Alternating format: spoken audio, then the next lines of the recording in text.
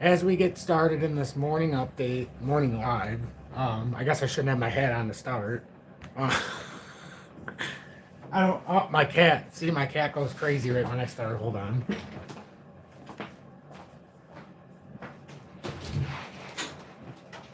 Come on, baby. Yeah, there's 6 inches of snow. You even want to stay out, buddy. But welcome in, everybody. In what's sure to be a very exciting day, we're going to go over a few things. One, we're going to look at these charts, and we're going to look, if it ever happens, we'll do it in real time. We'll look at the development for a hammer candle to try to reverse our downtrend. However, at this very moment, as you can see, we haven't been sugarcoating it. We've been talking more bearish. And in the miners, there's an obviously, don't be thrown. Today the options expire. The miners have to stay down to a certain level, otherwise they're going to get freaking destroyed. So there's a ratio that needs to stay down on the G. I'm having a brain fart, but it's the gold. It's the miners. Basically, it's the gold miners ETF, and the silver miners. I can't remember the ticker symbol, but those options expire today, and they're at historic levels, and they need to stay down. So I would expect a little bit of volatility this morning, but I think in the next couple of weeks, miners are probably going to see something ridiculous. So let's just see what happens with all of that. My title today might throw people off to not come in, but what we're looking for today is we'd be looking for some sign of a reversal. We're not seeing it right now, and I'm not gonna dick people around. What we're looking for is a hammer candle.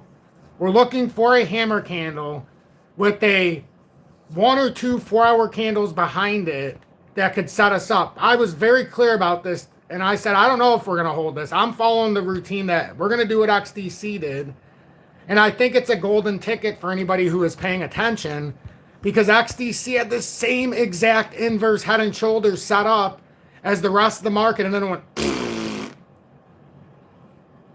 And I think, and I've been talking about it, and I planned for this by liquidating a lot of...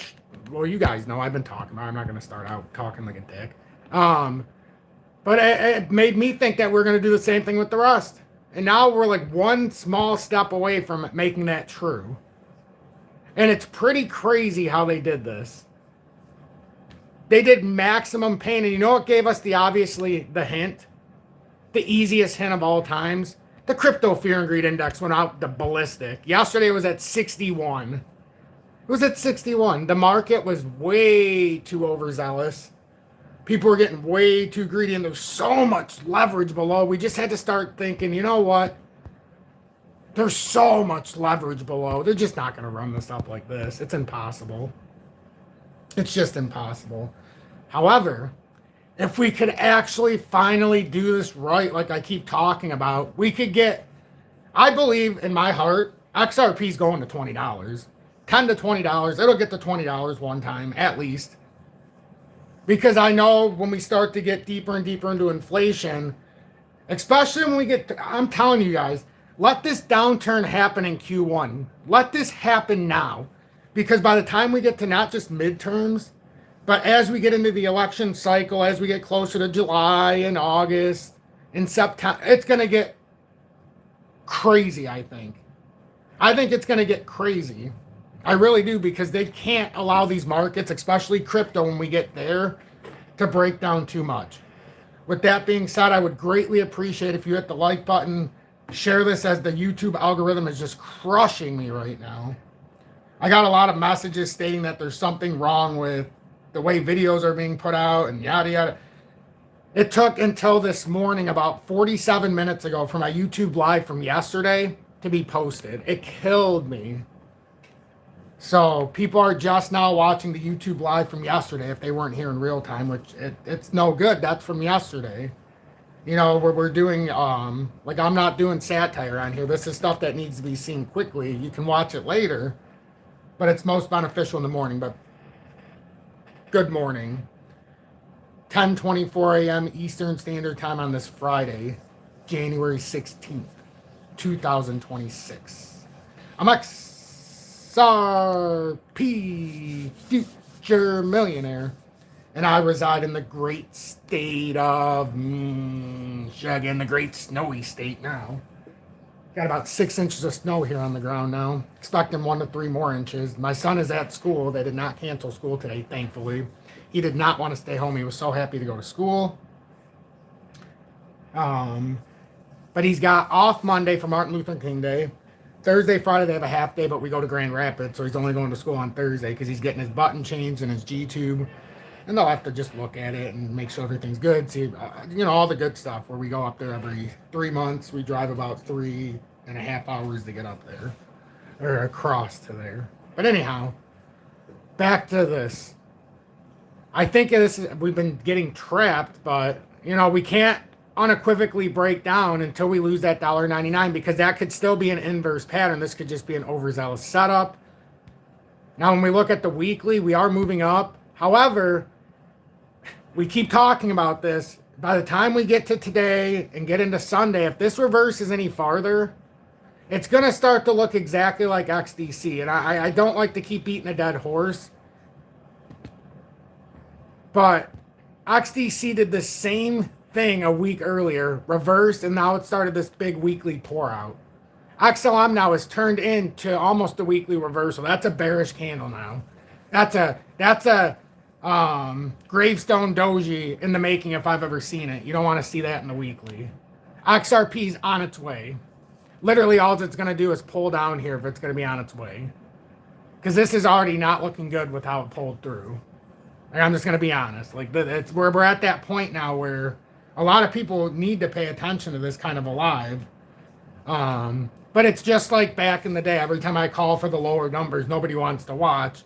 And then once we're having parabolic breakouts, everybody comes back because, or when we start dropping to those levels. Tom, I'm down 70%. What can I do? Well, I wish you would have been here, in the times when, or if it gets down, let's just say we get down to the falling wedge, because that to me, and I know a lot of people are like, I just don't see the gap on the Chicago Mercantile Exchange. You're not going to see the gap just sitting there unless you remember the dates, because every week the CME closes at the end of the week. This is just a gap from 2 Fridays ago that we've never tapped. So in my own personal technicals, I consider that a gap. You can call it the TCE, or the TME, Tom's Mercantile Exchange. That's Tom's gap, or the TG. I'll just call it the TG from now on, Tom's gap. Or the TFG, Tom's Futures gap. Or however I got to say it. Because all this stuff, it always lines up, and then people are like, Tom, why do you have to be the bearish guy when everybody's... don't you at least like that you have one voice that'll be honest to you? I don't want to tell myself what's going on, but sometimes that's what allows me to get out of the way. And again, this is going to be one of those, because some stuff is 8 to 10% down already from where it had to be let go, and it's...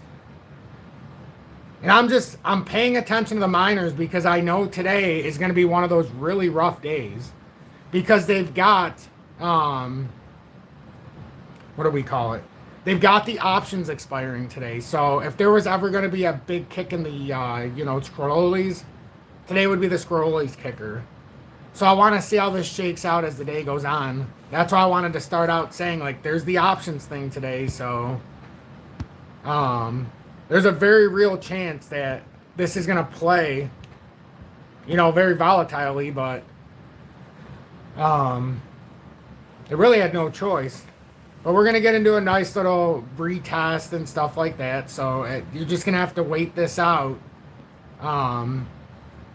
But you'll see what ends up happening after these options expire. So, I mean, that's something that's obviously in the background. What's gold at right now?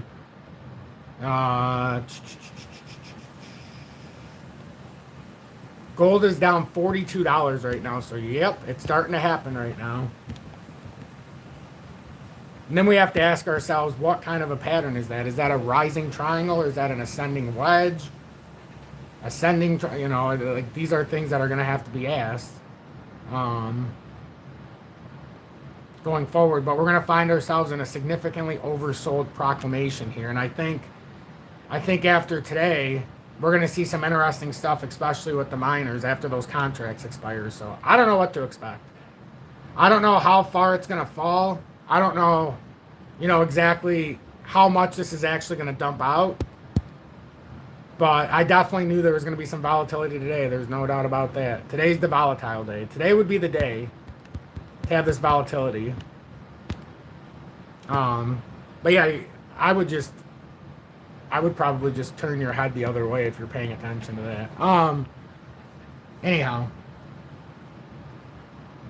Yeah, we're gonna get kicked in the old Scorseses, the Scorseses, as somebody said, the Dingleberries, the Groteskies. However you want to phrase it. It's one of those days. But, it happens. It happens in every sector, and when you have options expiring on the miner side, it's gonna happen. When it comes to the miners versus the gold and silver prices, they're at a historic. Well, I think it's at, like, with the junior miners, it's like 0.032, and then I think 0.037 or something with the. It's something really crazy.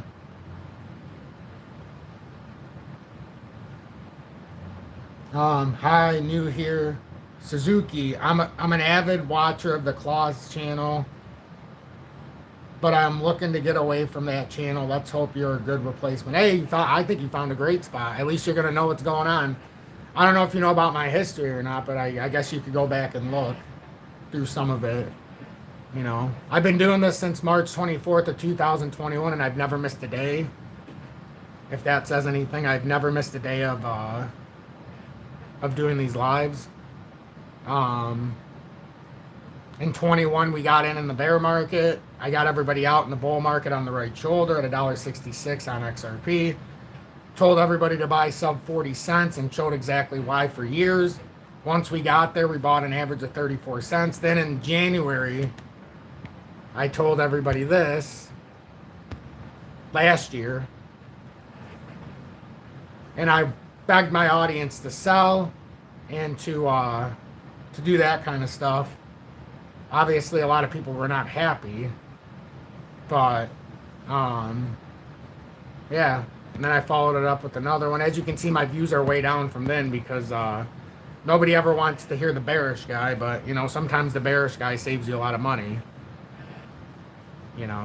So, and now with the miners, look for opportunity because they have that options today. They have the options, so it can get very ugly very quickly. So, if you're looking for opportunity, you might not have to look very far. I expect some huge volatility. Huge volatility. Remember what bounces down real quick? They tend to have an over-exacerbated bounce back up, and what bounces up always seems to have an exacerbated bounce back down. So, you could very well see one of these moments in time when you just get this, this shuffling out. And paper, retail, we'll revisit this in a couple weeks, but just pay attention to what's happening right here. In the box right now. In the box. Just pay attention to, like, in the zone and be like, why is this happening? Why right now?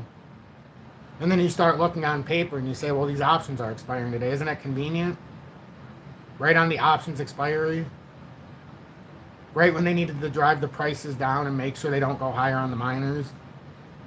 The miners where they're at right now are at historic lows compared to the price of precious metals. Like it's something like 60-something% per ounce more they're making right now. Yet the prices, you got to go through the factor of how much is that, but it comes out to a lot of money. It comes out to a lot of money, so.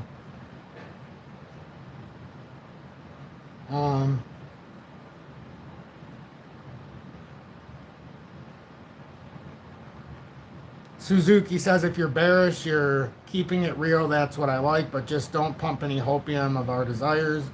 Desires, and we can keep it copacetic. Hey, my max outlook for XRP forever, you know, in my best scenario, and I think it's very doable, is to get between $10 and $20. So I'm not here for hopium, believe me. I'm not here for that kind of stuff. You know, that it's not even beneficial to me to do that. It's not beneficial. So I just try to keep it real. But I'm watching a lot of markets, because if we start to get a little bit of a flush here,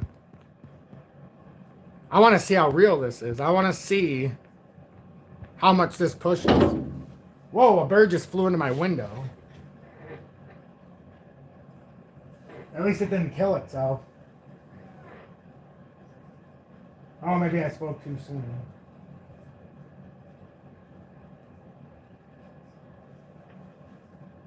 Huh. That was interesting. Let's see. Or do you guys think this is the start of a big breakdown? Like, yeah, you could go either way. We can talk about it either way. I don't have a problem with it.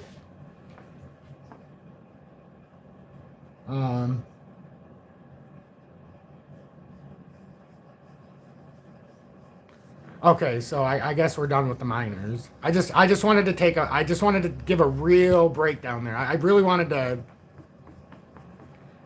you know, allow everybody to hear that. So it's important to me.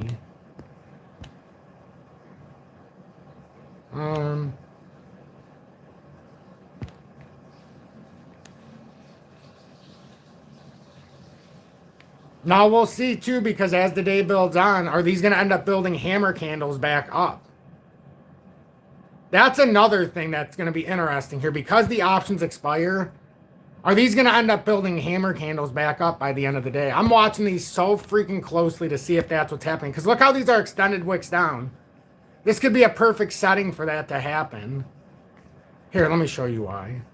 It's good to teach.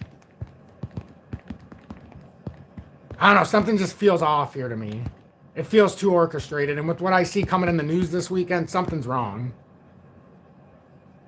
Like, look, you're looking for something like this. Not the hanging man or the... What the hell is that? No, hammer candlestick. Something like that in the middle. See that? Now look how these are starting to build. Wouldn't this be starting to build with that top end pressure if we can... Even if we extend farther. I mean, this is already built kind of like that. I think it could be like this with all of them if they pulled back up. So I want to see exactly how this builds, because we have some inverse setup here too. So they're going to have to convince me that this is going to be deeper than it is at this exact moment. It's such a perfect time for this to happen. It's almost like the best shuffle out shakeout here to start the day on option day. What a surprise. But let's get back to XRP. I just wanted to try to teach some technicals, but if you want to know more about that, you guys can always join the February classes. You can read what it says. I'm not going to pry into it. I encourage you to read the updated intro or info of my channel. Thought long and hard about how to phrase this, but I said, we are XRP Future Millionaire. Most people watch charts. I teach you how to read them, whether you are here for XRP or other markets. This is the home for strategy and growth. The daily live analysis is always free. I'm committed to this community, going live every day to provide free technical analysis and charting. I show you the how and why behind every move. We break down charts together so you can stay ahead of the volatility and trade with real confidence. If you want to master a little bit more, join the live mastery classes. In February, if you're ready to go pro, my exclusive live class start in February, $49.99 a month. I teach you to master any market, any chart, and the investor psychology needed to be ready to go pro. My exclusive live, let's see, needed to succeed. I give you the full toolkit to navigate any global market like a professional. And then the wild side. If you want to hear the outlandish stuff, you can follow my Facebook for unfiltered XRP conspiracies and satire. It's a key word. There can be satire. Yes, it's Facebook. We explore the rabbit hole there, but we trade the facts here. And then the obvious disclaimer, I am not a financial advisor. All content is for educational and entertainment purposes only. And then there's beautiful links there, the live classes. You can click on that. It'll bring you to my membership side on YouTube. The classes will be taught on Zoom. You'll be seeing me through Zoom like a live class. But I decided to do it through YouTube to make it the ease of access for my YouTube community. So all databases can be in that category on YouTube. So it's pretty cool. Facebook, that's where you can go down the rabbit hole and satire. And then you can donate outside of YouTube if you want to do Venmo or PayPal. I would appreciate it if anybody wants to pay it forward. Help support the show. You know, I'm trying to expand my brand a little bit. I'm trying to get somebody to sponsor my show, like actually sponsor it to where I don't have to show a product. Just say, this show is sponsored by X, Y, and Z. But, you know, it's hard to find the right person. So I've had to deny, like, a lot. Because it doesn't fit what I want. But anyhow, let's get back into the charts. So if you're out there, send me an email, strutregali@gmail.com, if you would like to sponsor this program to almost 50,000 people. And get your brand out there. Or whatever. Sponsor the show so I can continue to invest and grow into it. That's what I'm looking for. Nothing else. I want somebody to believe in this show and invest. That's what I need. I need a sponsor, a real sponsor, not some nonsense like ExpressVPN where I need you to sign up so that you can get something or some other company or everything else that you see where you have to sign up for me to get paid. I want somebody who believes in my channel and will help me push it forward with the funding I need. And for that, I will give exposure to your whatever the hell you do. That's strutrugali@gmail.com. STRUTRUGALI@gmail.com. Ideally, it would be some kind of algorithmic trading platform or something that can help us more refine the charts. Like maybe there's some kind of, I don't know, indicator that, I don't fucking know. I don't know. Something with technicals. I don't know. There's a lot of people out in this world. But if you fit that bill, please reach out to me. So we can grow this ever-growing community in the right way. And so I can compete. The bottom line is I need funding so I can compete with some of these other... Well, I don't want to go into it.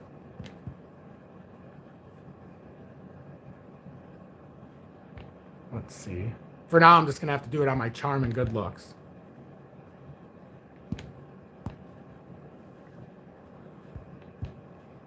Holy shit, this might be a little more urgent than I thought. Nah, not more urgent, but damn, it's coming down into that area. 202, I like that a lot better. So we had a fake out over the top is exactly what ended up happening here.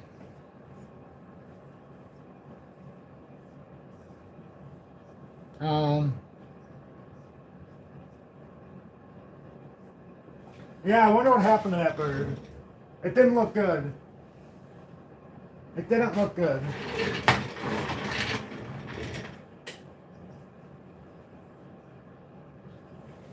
I don't see it over there, but it didn't look good. It was almost like a sign. The bird hit right when we were talking about this.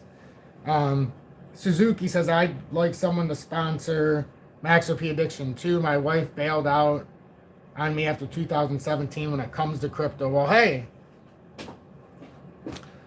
you're probably the good person for this community.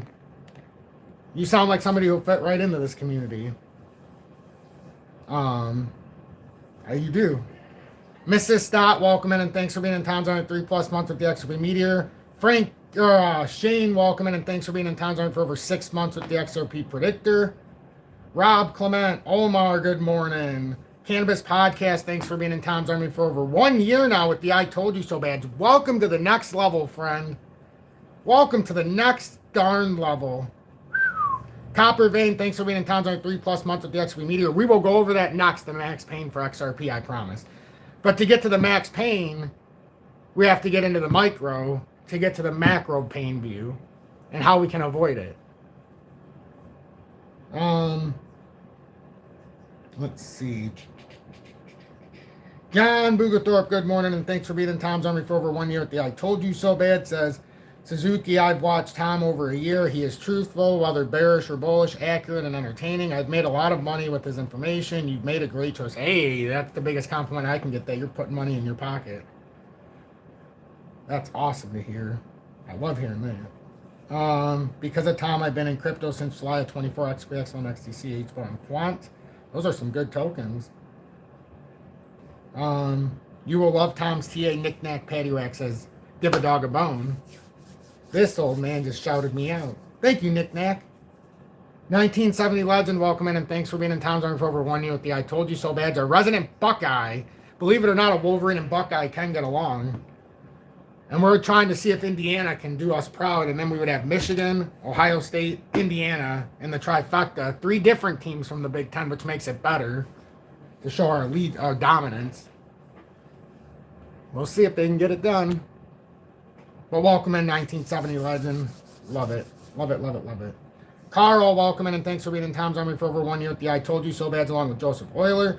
Dan Marginal, good morning, and thanks for being in Tom's Army for over 6 months with the XP Predictor, along with Crypto Cuda and Garbanzo.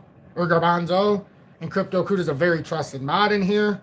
Jay for Mix, good morning. Jay Moore, welcome in. Truth be told, we're in an ABC correction. If we drop to $1.90 target and then rebound to 280, don't be surprised. I don't disagree. We've talked about the ABC correction as well. We could look at it, maybe it's a 5-wave structure, and that's why I was having problems drawing it down yesterday. Because I was looking at more at an ABC, but if you extend it out, it could be a 5-wave. So we'll look into that as well. Mick Shoot and Carl, thanks for being in Tom's Army for over 1 year with the I Told You So Bad, along with Timmy. Furby Trades is Nick, welcome in, and thanks for being in Tom's Army for your second month with the Gus Dallas Crypto News, and also very trusted mod in here and in the Telegram. Lots of work done by him in the Telegram. Has his own section. It's a beautiful thing. Beautiful thing. Louisville, thanks for being in Tom's Army for over 3 years with the XRP Diamond Hands badge. Mosey here in Tom's Army for over 2 years with the XRP 589 Moon badge. And even Millennial Crypto Show snuck in here within all the noise. So now that we're caught up here, William Hayes, thanks for being in Tom's Army 6+ months with the XRP Predictor as well. And Skill, beautiful. Paying attention as well. So to hit the bottom, so it's possible to go, it's very possible to go below $1.99. In fact, if we lose $2.02, I'd probably count on it. If this structure is broken, I would count on it, in fact. Now, when we've been talking about, so, when we're talking, I know we could technically be in the ABC correction if you look at it wider, but what if we did this on a shorter? And it's like expanding it out to like the 5-wave. So, I don't know if I'd call it unless I would say it's an A, B, C, D, E. Or like I like to say sometimes, the XA or the XYZ, WXZ, or on here it's XA, B, C, D pattern. But that's kind of spiraling all over the place.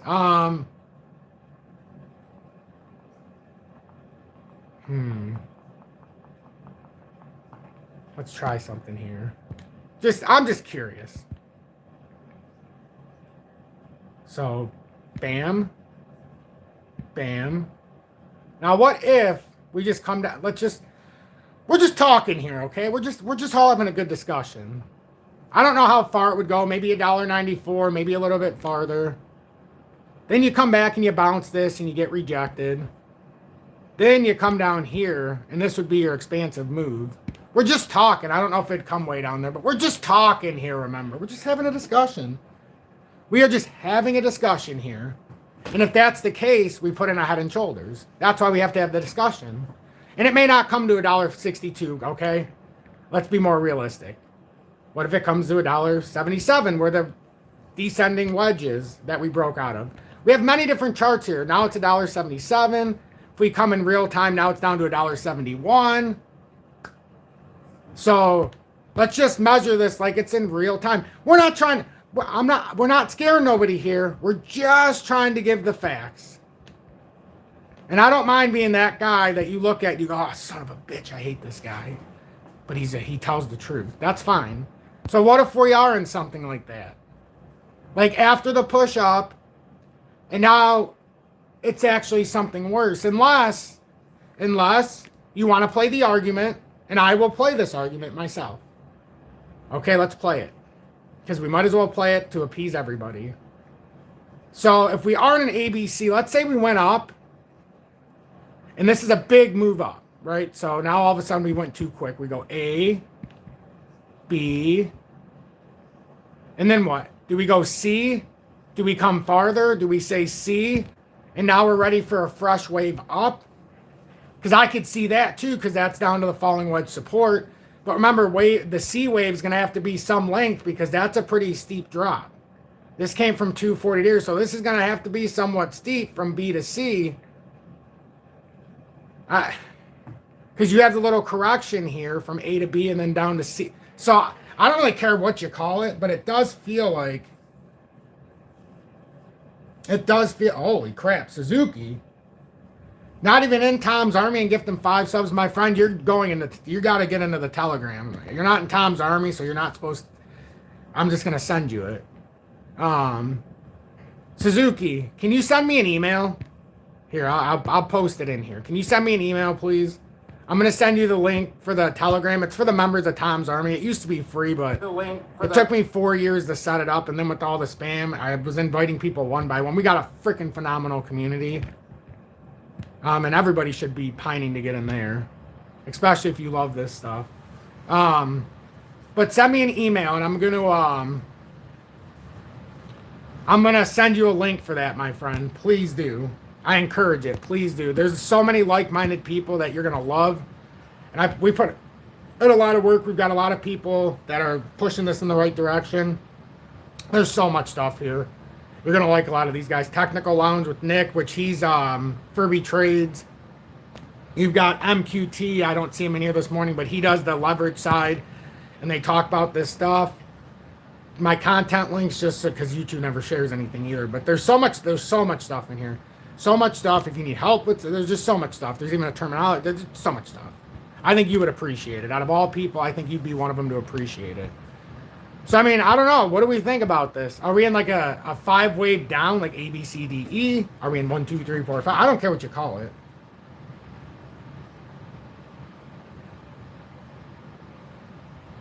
Oh, I understand, Suzuki. I get that. I get that. But thank you for the gifted subs, nonetheless. I really appreciate that. And congratulations to JG... Alex Carbonell,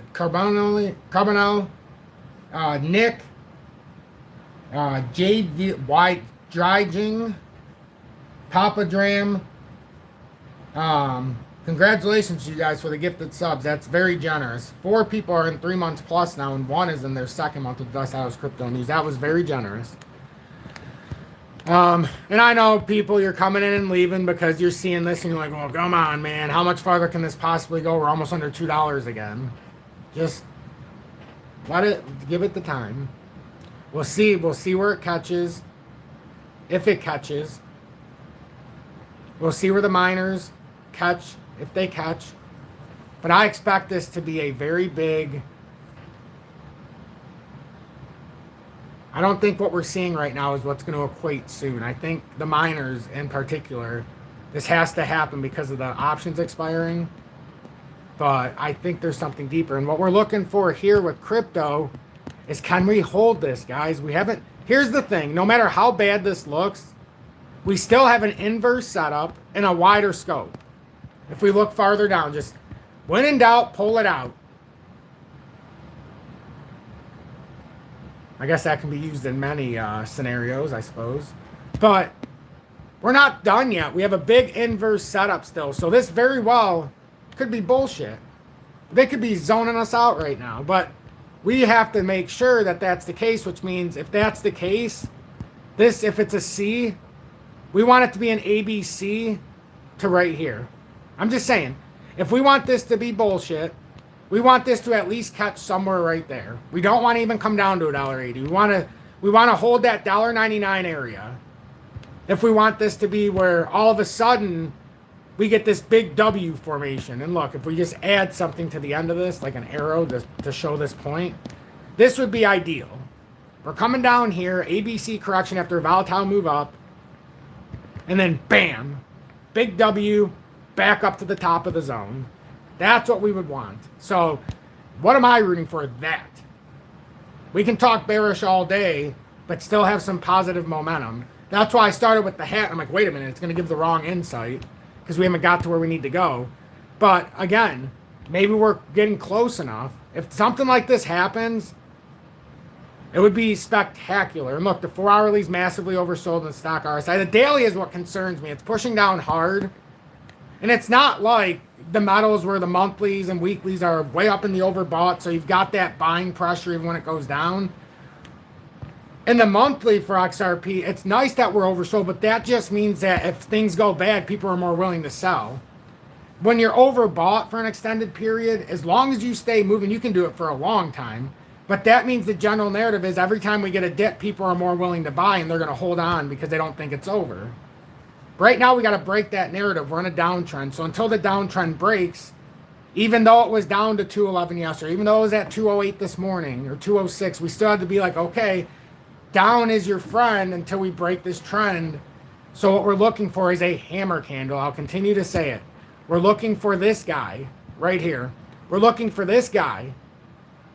We're looking for that guy to develop. So here's the honest to God truth. For XRP, you don't have to worry right now if you're not in, and you're still going to have to get confirmation for a couple, yeah, maybe a couple days. But listen, if we get a hammer candle today, why would you be worried? Let's go into the futures because it's easier to see because I don't scribble it all up. That's not even a hammer candle now. Look how much wick there is. That's not going to work.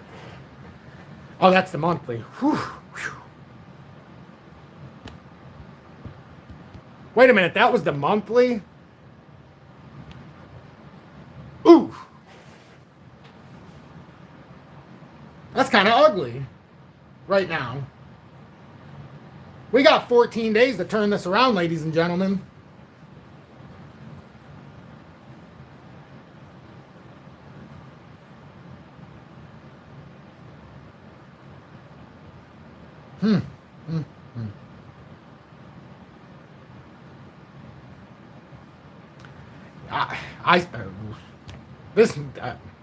This feels like to me we're about to pull an XDC if I've ever seen it.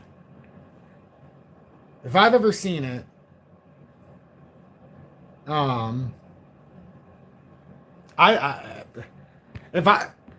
We've been talking about it for days. Is it going to do the XDC? And look, even XDC got up 2% earlier and it said, nope. Still not feeling right. We've been talking about this either 3.8, which would be insane. But we've been talking about the more insane number that, because we can't, how many times have I said XDC is the chart that keeps me up at night? Because look at that big inverse head and shoulders. I mean, the inverse head and shoulders in the all-time pattern. Imagine if this was to invalidate this entire right shoulder. Everybody's like, oh, I want it at 2-2. No, you don't. No, you don't. If it comes down to 2-2 and invalidates this entire over 5-year thesis. This is a 5-year thesis. If this breaks down to 2-2, it invalidates that entire thesis, unless it's a quick wick, of course, because sometimes they do that. So we would have to account for the quick bounce, and then it would have to pull up within the same monthly candle at worst, or if you're looking at it in the weekly, you'd want to pull up real quickly.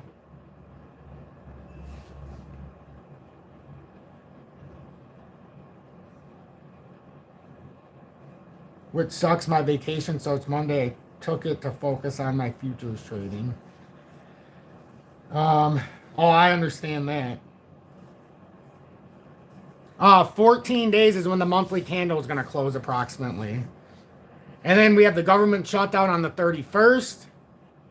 Well, obviously today has to pass by for 14 days. And we have the interest rate decision, the FOMC meeting coming up just before that. So we've got a lot of stuff coming up, Mrs. Stott. Great question. I wish I would have elaborated on it. But that's why I have a beautiful audience that asks questions so that I can further speak of what I have forgotten to mention or just overlooked it. That's why I need the comments. It really does help. I love the audience. Nope, can't paper trade a closed market on Monday. That's why That's why I think it's going to be very interesting. I really do. I think it's going to be very interesting. Where's Shanghai's silver price? That's another key factor. Let me just ask AI. I'll ask it on here.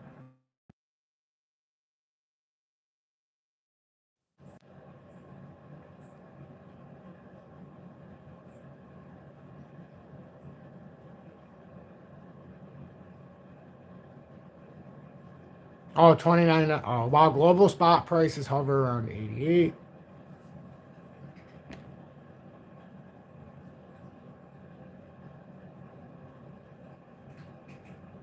Yeah, we know it's above $25. No shit. I could have told you that. Hey, it's above 2,500 or $25. Really? That's news. That is news to me.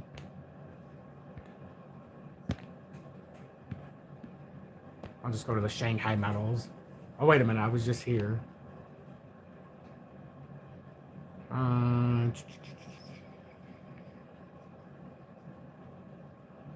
USD kilogram.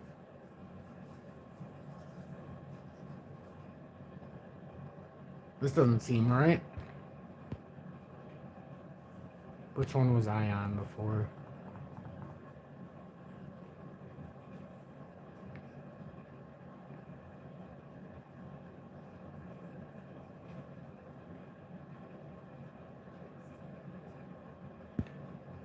I don't know. Can somebody tell me what the equivalent is for the Shanghai price? Ah, don't worry about it, Suzuki. You're fine. You're fine. I'm sorry. I can't. Um, I'll briefly join your Telegram and send you a DM so you can talk to me on my Discord server whenever you want to shoot the poop. Fair enough. Fair enough, my friend. Fair enough. Nothing, Suzuki says nothing good is going to happen with crypto as long as the regs shit show in the US keeps it down and restricted. Yeah, my other problem is I have a problem with all the regulations in the Clarity Act because this was supposed to be an unregulated market and it's what drew my attention to it. It's what drew a lot of people's attention. Even back in 21 it wasn't so bad when I started this channel. But with the regulations, I could seriously see an exit pump for institute. Like they've set it up now where they can trade XRP and many of these other tokens through ETFs in the stock market. Heck, you can trade MicroStrategy if you really wanted Bitcoin, since it's the world's largest holder. Well, now the U.S. government technically is the largest government holder. But then you add all these. But anyhow, MicroStrategy you could own instead of buying Bitcoin on the exchange, or Tom Lee's company Bitmine. You could own their shares when it goes down far enough, when you think crypto is going to go back up. And you can own basically Ethereum as they're the world's largest holder. And they have like 4 to 6% of the total supply of Ethereum they hold. So there's something to be said about all of this.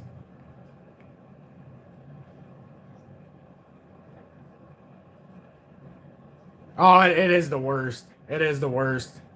It's the worst thing that could have happened. I agree. It makes me nervous for crypto. What's coming? I would love to see some hammer candles form on these miners as the day goes on. We'll be able to see it though on the daily before we get done. Oh, not this live, but hopefully I'll be back tonight. My son, it's just been a weird schedule lately, so the nighttime lives I've been missing a lot. But with the way he's been, it's well, my son, your new Suzuki, my son is autistic. He's 6 and he's also he's nonverbal. He's a very happy, everybody who knows him in the community, he's so happy. I don't know how he's so happy, but he's the happiest little boy I've ever met. And he's always so happy, and he's just, no matter what. And when he was 6 months old, my significant other and him got into a car accident. He broke his femur, had head trauma, and it's just been a whole big thing. So little T, he's an overachiever at school. You know, they always say like, how is he doing? He does the best he can possibly do, and they always talk about how nice he is and how giving and how it's just one of those cool things. So he's a big thing for me. So the expansion of my brand is because of all of that. I was offered couple opportunities as an analyst and also a financial advisor and things like this. But what people in my audience don't understand, if I took one of those roles, the way I put my content out has to be a certain way. Because you sign different kind of disclosures and agreements, and then they don't want you to talk certain ways about certain markets. There's just a lot of stuff that goes in that doesn't meet the eye. So I would rather just build my own brand up and have somebody who would really be willing to sponsor this channel. You get a lot of exposure. There's a lot of exposure. It's going to be funny, but people would be more willing probably in the shorter term and long term do that on Facebook, because I've got 90 or 100,000 views the last like 4 days, and it's growing now, and the followers are just pouring in. And on YouTube it's very hard with what I do, because it just makes it hard. Nobody wants to hear the truth, but everybody wants to hear the truth when the time's right, so it's perfect. Nick Knack, you said, Tom, you're not a sellout, you're a realist. I am.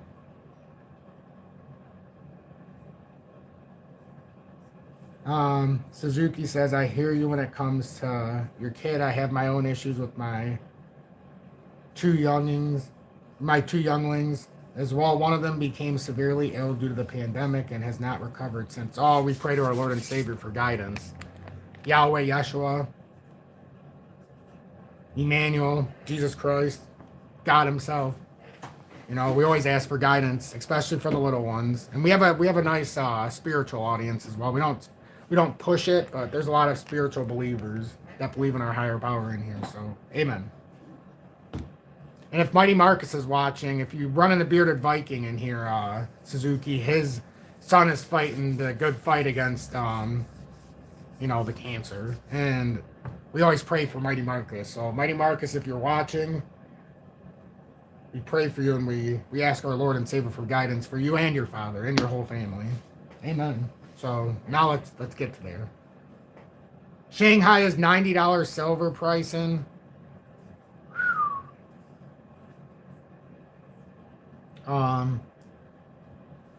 Yeah, so I always try to push the point, like, hey, you never know what somebody's going with, so we want positivity over negativity. We want to be helpful, not hurtful. Maybe this is the one time during the day that we all get together and we don't have to deal with a lot of the, stuff. So what we'd be looking for here would be a pretty substantial pull-up by the end of the day. We'd be looking for something around $2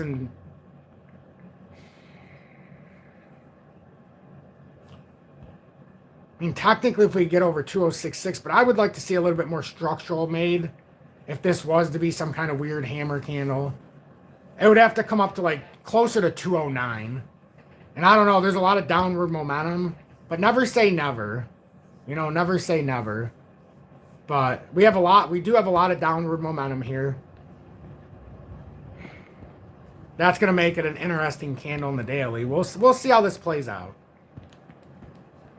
Obviously, we have what looks like a head, shoulder, probably forming. Now, obviously, the good news is it could pull back up and retest higher, but it really looks like Bitcoin's trying to come down to 93,283 and test. It's not easy to see here. You got to look in the daily. Actually, you got to look in the smaller time frame. Wow, that was such a quick hit right there. That was just projecting, I guess, maybe. Oh, I remember what we did. This. If you're on TradingView and updated, it is such a nightmare. Everybody, I keep talking about it. You're all going to hate it. I mean, it's still nice, but all the lines change on the charts. It's very slightly, too, at that. It's so weird. Ah, crap. What was that? I don't remember what that was for. Guess I'll have to fix that when I put this into a farther view.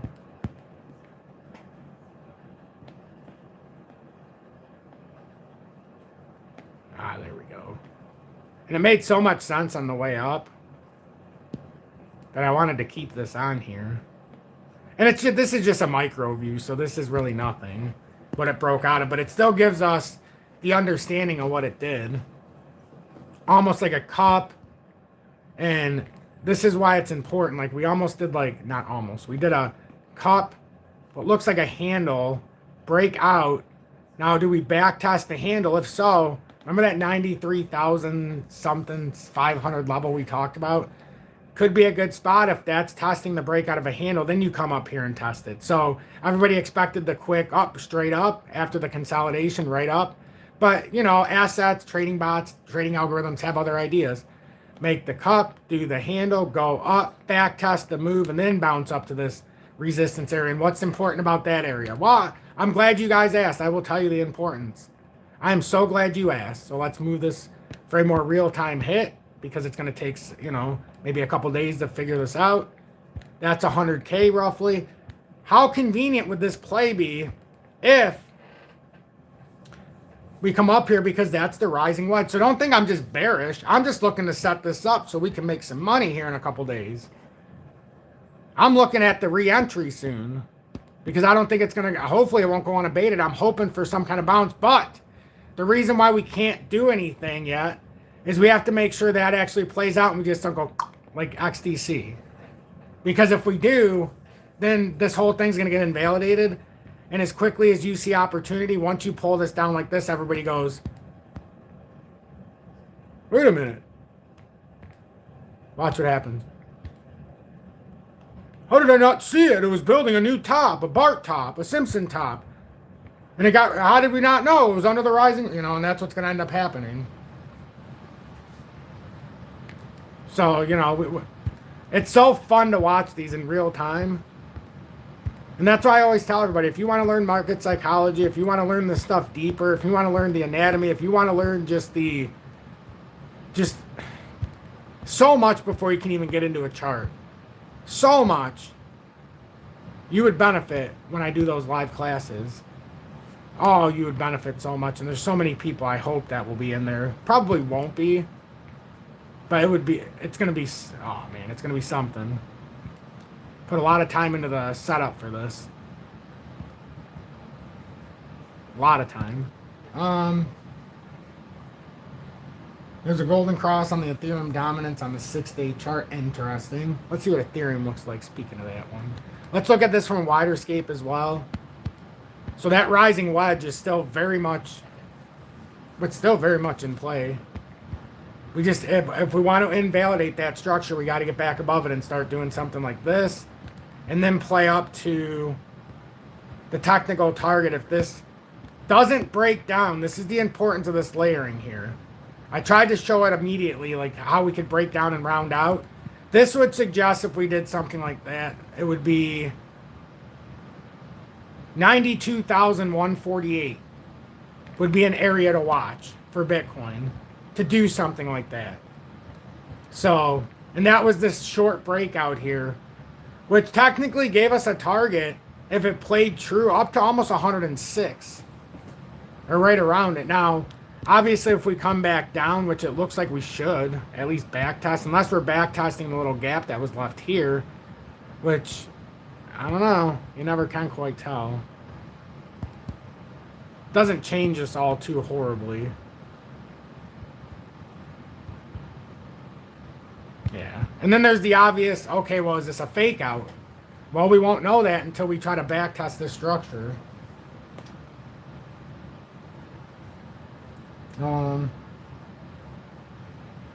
Playing virtual fish. I like it. I like it. 1970 legend. Have a blessed day, my friend, and you be safe out there. I don't know how much snow you got in Ohio, but, you know, we picked up just where I live, a couple hours north of you. Over 6 inches, so be safe out there, friend. Charles, welcome in, and thanks for being in Tom's on for your second month with the Dusty's Out House Crypto News.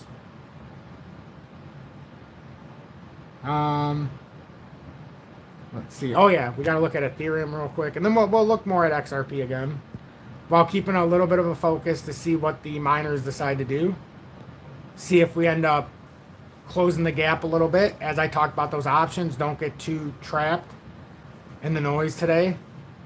Miners are still, in relation to the price of gold and silver, at an all-time low in ratio.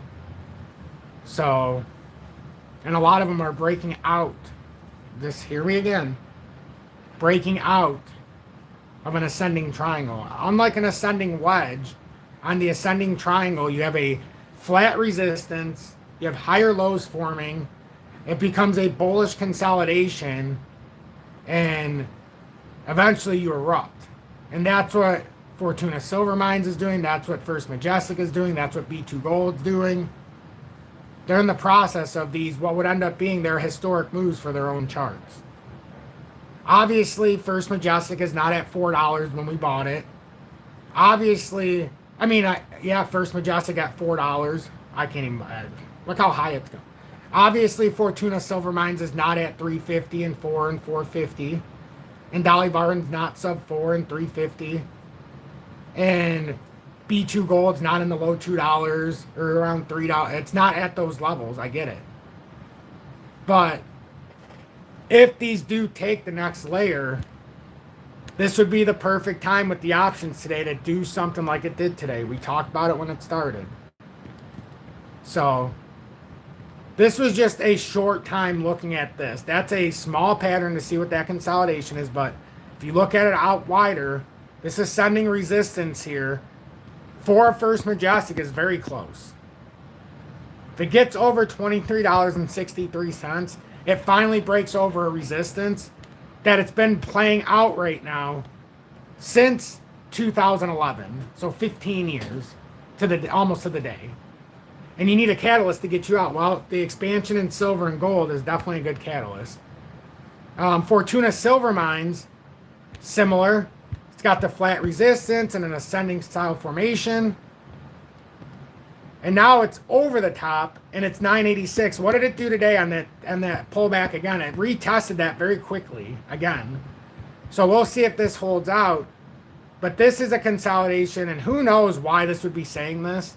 But the technical target out of this, I'm not even sure if I believe it until it happens. But if this actually played out to full potential, this has been building since 2016, about 10 years. And this technical target suggests 70, and who knows? You know, I'll believe it when I see it kind of thing, right?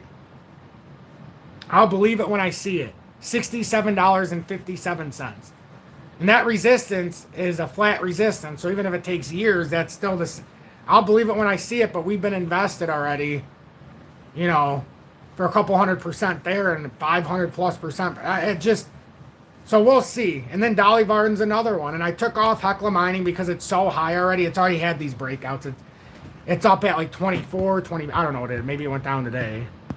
But, and then here we've got a similar thing happening. We've got a nice inverse pattern. We had a breakout of a multi-year resistance started. And I talked about it yesterday. You can look at it this one of two ways. I like to look at it here. I like to look at this ensuance right here. You had this resistance right at about 344. And then again, you had this resistance again. It's slightly up, but it's right around 362 and 367 and 360. You know, it's right in that area. Now I could flatten that out or raise that up because I guess it should be a little bit. That's because it's not supposed to be going up as much as it's showing there. So you got that resistance, and we finally got over the top. Not only did we get over the top, we had a volatile back test, consolidation down into a shoulder, back tested the ascending triangle like we should have. I mean, the ascending wedge. And now if it did break out, your catalyst would be to get over the resistance here at 533. Hold on.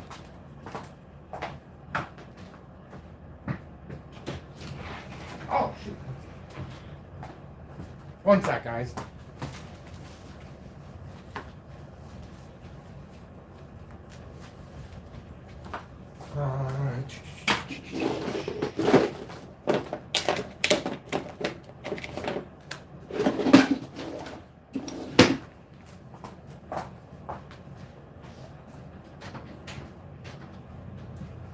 Pretty good, how you doing?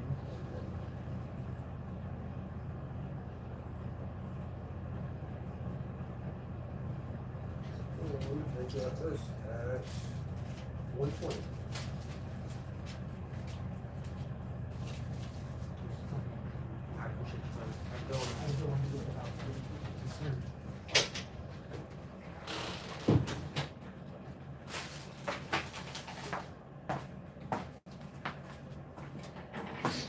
right. Thank you, everybody, for the patience. I had to grab that. But anyhow, I wanted to make sure to cover some of this in the live. I know the miners, but we're already an hour in, so I feel okay talking about it. And you see, like, some of the miners are down 3 and 5% between First Majestic and Fortuna, and they pretty much ate that all up already. So we'll see what the day has to entail. I keep talking about those options. By no means am I saying it can't go right back down. Knick Knack Paddywhack, have a great time. Have a great day. Yeah, it's already been an hour. It's already been an hour doing this live. Can you believe that? I mean, the lives lately have just been flying. I just feel like we've been in such a zone. Such a zone. And I desire to stay in the zone. But right now, we're, like we said, we're looking for the uniqueness of maybe we could pull a sneaky style reversal here. But it's going to start with the daily. We need this to pull up here like we talked about. Because one could argue maybe, I don't know, can we call yesterday's close in the futures a hammer candle? I don't think so. And then you would want to have some kind of support from it as well. And obviously today's not giving us that support. I mean, it doesn't look, I don't think we could necessarily describe it as that. Yeah. Because we didn't get the confirmation. We just had a classic breakdown today. So now we got to start over. We kind of had one of these, I think. A hanging man, possibly. We could have had more of a hanging man. You know, and then it just starts falling out here day by day. I almost might say that I would go then that direction, even though I'm not sure that's the case either, but it could be. I mean, what do you think? It could have been some smaller version of that. Time does fly when you're having fun. You were sleeping, Elmer? Well, you know, fun. The soothness, you're so soothed that you were able to fall asleep. I'll take it. XDC, again, we're looking for some kind of candle that would tell us. You want to see that pull up. That gives you the illusion. We have none of this. None of this. There was never any opportunity here for any kind of hammer candle. The doji reversal, the hammer candle. That's what we were looking for in the daily. We're looking for some kind of, we don't have it. We don't have it. Not yet. But yeah, that's basically what I got today. That's basically what I got. I thrived there, and I desire to come back later, so I will do my best. I'm XRP Future Millionaire. If you appreciate what I do, make sure to hit that like button. Share this. I don't know if you guys will be able to hear me if I turn this vertical on my own. And I don't even know what it'll look like. Because before you couldn't hear me when my camera was on. So, let's see what this looks like in my own live.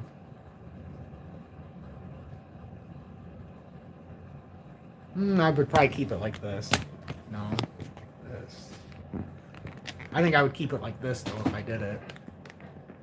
Can you guys even hear me?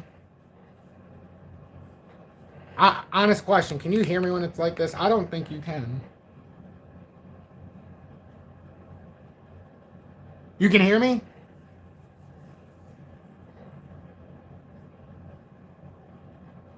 Oh, then they fixed it. If you can hear me, I can do it like this, and instead of going into vertical and restarting a new live, we can just do it like this. So what I want to do is I want to get a relaxation, and I want to do this together.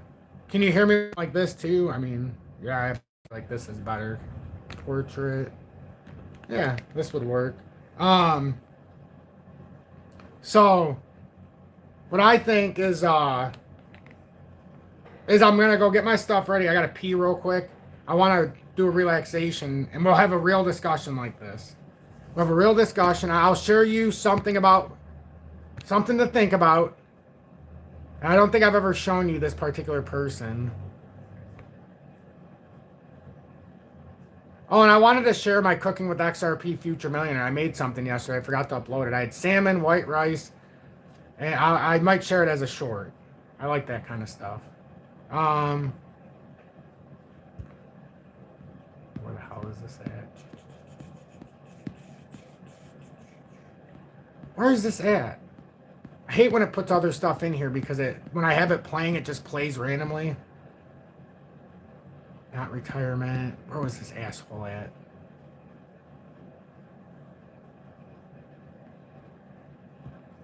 And it's like AI. That's the funny thing. This guy did it through AI, but he had the great information that I was talking about. And then I seen it. It's like I talked about it yesterday, and then it pops up in my algorithm.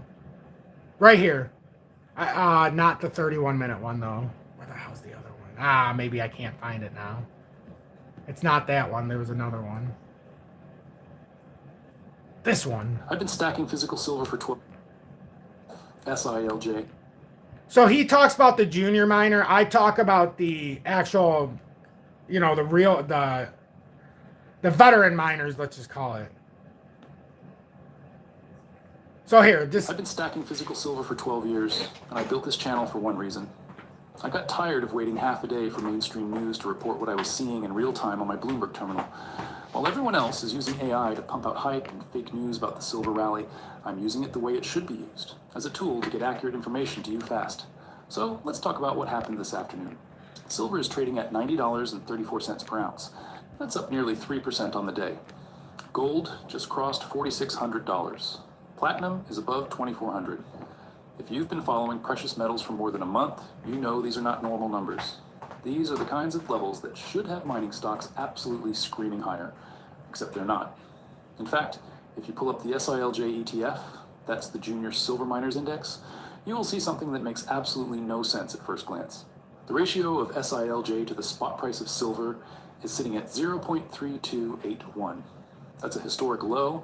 I'm talking multi-year, potentially multi-decade low territory. Let me put that in perspective.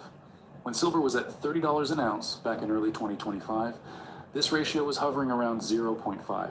Now silver has tripled, and the miners are trading as if we're still in a bear market. The financial press has an explanation for this, of course. I was reading the headlines this morning. Silver dangerously overextended. Miners correcting for reality. Valuations still too high given input costs. Here's the thing about those explanations. They're not just wrong. They're designed to distract you from what's actually happening. The decoupling you're seeing right now, this massive gap between the metal and the companies that pull it out of the ground, isn't a fundamental collapse. It's a tactical operation. And the people running it have a very specific deadline they're working against. January 16th, 2026. That's 48 hours from now. That's when a massive tranche of options contracts expires. The banks aren't just watching this rally from the sidelines. They are actively shorting the mining equities to keep a lid on prices. Because if those miners were allowed to track silver's 200% move from last year, billions of dollars in call options would go in the money. And that would create a problem big enough to potentially bankrupt the institutional market makers who sold those contracts when silver was at 30 bucks. So here's what I'm going to do in this video. I'm going to explain the mechanism they're using. It's called option pinning, and I'll break down exactly how it works. Then I'm going to run the math on this SILJ ratio and show you why the current valuation gap is the most significant I have seen in my 12 years tracking this sector. And finally, I'll share my personal battle plan for the 48 hours following that January 16th deadline. But to understand the trap that's been set, you first need to see the full scope of what's happening on the screens right now. So let's get into the data. A few hours ago, I was looking at the commodity markets, and the numbers were almost surreal. Silver was pushing $90 and change. Gold had broken through its previous resistance and was trading above 4,600. Platinum, which usually gets ignored during these rallies, was sitting comfortably above $2,400 an ounce. These are not incremental moves. These are the kinds of price levels that, historically, send mining stocks into a parabolic phase. The operating leverage on a silver miner is simple math. When the price of the metal doubles, their profit margins don't just double, they expand exponentially because their fixed costs stay roughly the same. So you'd expect to see the junior mining ETF, SILJ, absolutely ripping higher. 300% gains, 500%. That's what happened during previous silver rallies when the fundamentals were half as strong as they are right now. Instead, the SILJ to silver ratio is at 0.3281. Let me show you what that means in practical terms. If this ratio was at its 2025 average of 0.5 and silver stayed exactly where it is right now at $90, the SILJ would need to rally 52% just to catch up. Not to outperform, not to reflect the leverage these companies actually have, just to catch up to where they should already be trading. And here's the part that should make you pause. If you pull up a chart of spot silver versus CLJ over the last 6 months, you'll see something that looks almost engineered. Silver has been in a vertical ascent, clean, strong, relentless buying pressure. See, Nick? Meanwhile, the miners have been flatlining, high volume, constant churn. See, Nick, I believe when people have similar mindsets, they find similar style things, then you help me restore faith in that kind of process, because the fact you watch them and you're somebody that I respect, that makes... And CJ2 Pilot, real quick, thank you for being in Tom's Arm for 26 months now. Says, finally got in the classes. Excellent. Excellent. I love it. He'll talk about it again. He talks about the chart. Every time they try to break higher, they get slammed back down. I was watching this happen in real time this morning. Silver tried to test the $92 resistance level around 10 a.m. Eastern. Strong momentum. Then, right at that moment, a flood of sell orders hit the mining sector. Not the metal, just the miners. The CLJ dropped 2% in 15 minutes while silver barely moved. It might be AI, but the information in it's good. Some people just are camera shy. They don't like to go in front of a camera. It is what it is. Moved. That's not natural price discovery. That's intervention. And it's not just happening on paper. The physical market is showing you the same story from a different angle. Right now, there's a $10 premium on physical silver in Shanghai. The inventories are getting crushed. We saw a 230 million ounce deficit in 2025, and nothing about the current supply-demand dynamics suggests... Well, shit. I wanted you to see one part. We don't need to listen to his nonsense. I want you to hear about the pinning. I don't know if he talked about it already. Institutional leverage they have to keep that ball from snapping to the surface. And here's where it gets interesting. There's a concept in options trading called gamma. When the price of a stock approaches a strike price, the market makers who sold those calls are supposed to hedge their position by buying shares. That buying pressure pushes the price higher, which forces them to buy more shares, which pushes the price even higher. It's a feedback loop. And if it gets out of control, it's called a gamma squeeze. That's what happened with GameStop. That's what happened with AMC. The institutions who sold the calls got caught in a death spiral of forced buying. Wow, the only way miner prevent flipped that to a is gain to now. short That the is stock so way aggressively faster that than you I break thought. the momentum Holy before the hell. gamma kicks in. That's what's happening right now with the silver miners. The banks are using every tool they have, short selling, algorithmic suppression, coordinated sell-offs, to keep the miners pinned below the key strike prices until the January 16th expiry. They're not doing this because they think the miners are overvalued. They're doing it because if they lose control of the price for even a few hours, the gamma squeeze could bankrupt them. But here's the thing about holding a beach ball underwater. Eventually, your arms get tired. Let's run them. Ah, shit. Anyhow, we need to, if you guys want to, it's up to you guys. Do you want to hear the rest of that for a sec?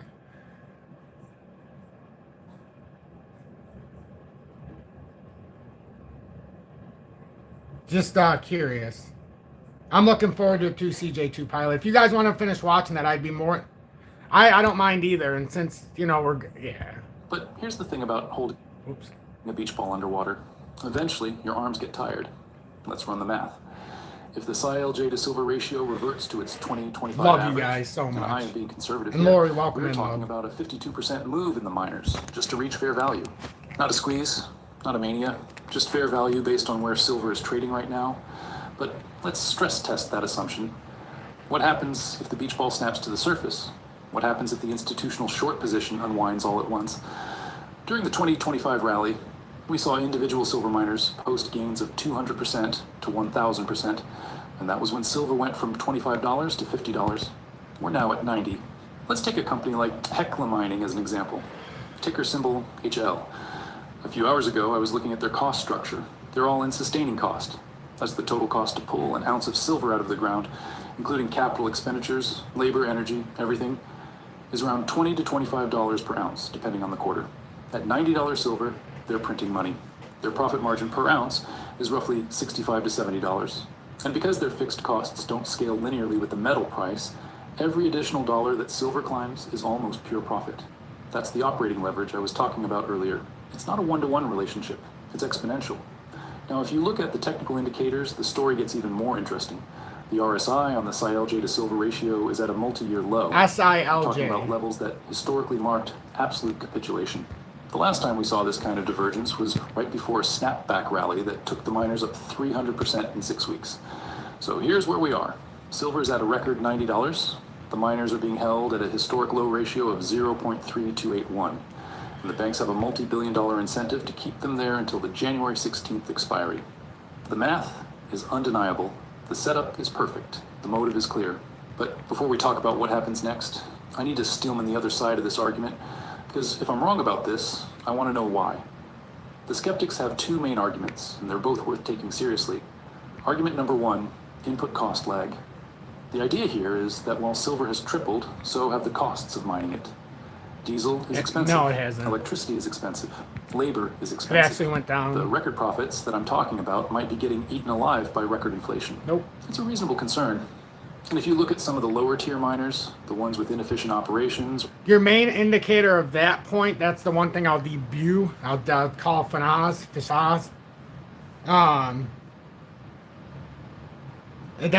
That's the fan. That's why I need somebody like me to guide you through some kind of commentary like this. The truth is, that's not true. That last part. Let me play it again so you can hear it again. So you can focus on this part, and then I'll tell you why. the record profits that I'm talking about might be getting eaten alive by record inflation. It's a reasonable concern. And if you look at some of the lower tier miners, the ones with inefficient operations or bad jurisdictional risk, there's probably some truth to it. But here's the problem with that argument. The data doesn't support it. I've been looking at the quarterly reports from the top tier producer. So he's gonna debunk it, but the reason why I would is because that's mostly tied to the operating costs, would be tied to the cost of oil, the price of oil. So if the price of oil was at 100, then I would agree. But the fact that oil is still like $60, $62 a barrel, oh, it's going hand in hand while they've got hands over fist profit. It's the best case scenario. Forget electricity. The oil is what actually costs the mine. If you know anything about mining, it's the oil price. It's the oil price that you have to worry about. So right now, I mean, we're in an absolute environment for this. Man. I don't buy the junior miners shit. But yeah. I like the companies, not the ETFs, but I could see doing it both ways. And their all-in sustaining costs have gone up, sure, but they've gone from maybe $18 per ounce to $25 per ounce. Even in the worst case scenario, they're still clearing $60 margins at $90 silver. That's not a squeezed business. That's a money printer. Argument number 2, jurisdictional risk. This one is more interesting. The idea is that when silver hits $90, governments start to notice. Countries like Mexico and Peru, where a lot of the junior miners operate, are already talking about windfall taxes or even nationalization. If you're a mining company sitting on a massive deposit, and the government suddenly says, we're taking 50% of your profits, that changes the valuation equation pretty dramatically. Again, it's a real risk. But here's the thing. The market is supposed to price in risk. If the miners were trading at a premium and then sold off on nationalization fears, that would make sense. But right now, they're trading at a historic discount while silver is at a record high. The market is pricing an Armageddon level risk, and I'm just not seeing the evidence for that in the actual policy changes happening on the ground. Here's the real reason the miners are low, and it has nothing to do with fundamentals. And I agree with this. Vehicles. They always lag at the start of a vertical. The whole reason I shared this was, one, because he understood about what was happening with the options, and he actually used the right word, and 2, this part of the video. Did anybody, what the any talent ever refuse to be? How did we get to wrestling now? Let's go to something completely. Here's the real reason the miners are low, and it has nothing to do with fundamentals. They're high beta vehicles. They always lag at the start of a vertical move, always. The institutions sell them first because they're more volatile and easier to manipulate than the physical metal. Then, once the metal stabilizes at the new level, the miners catch up.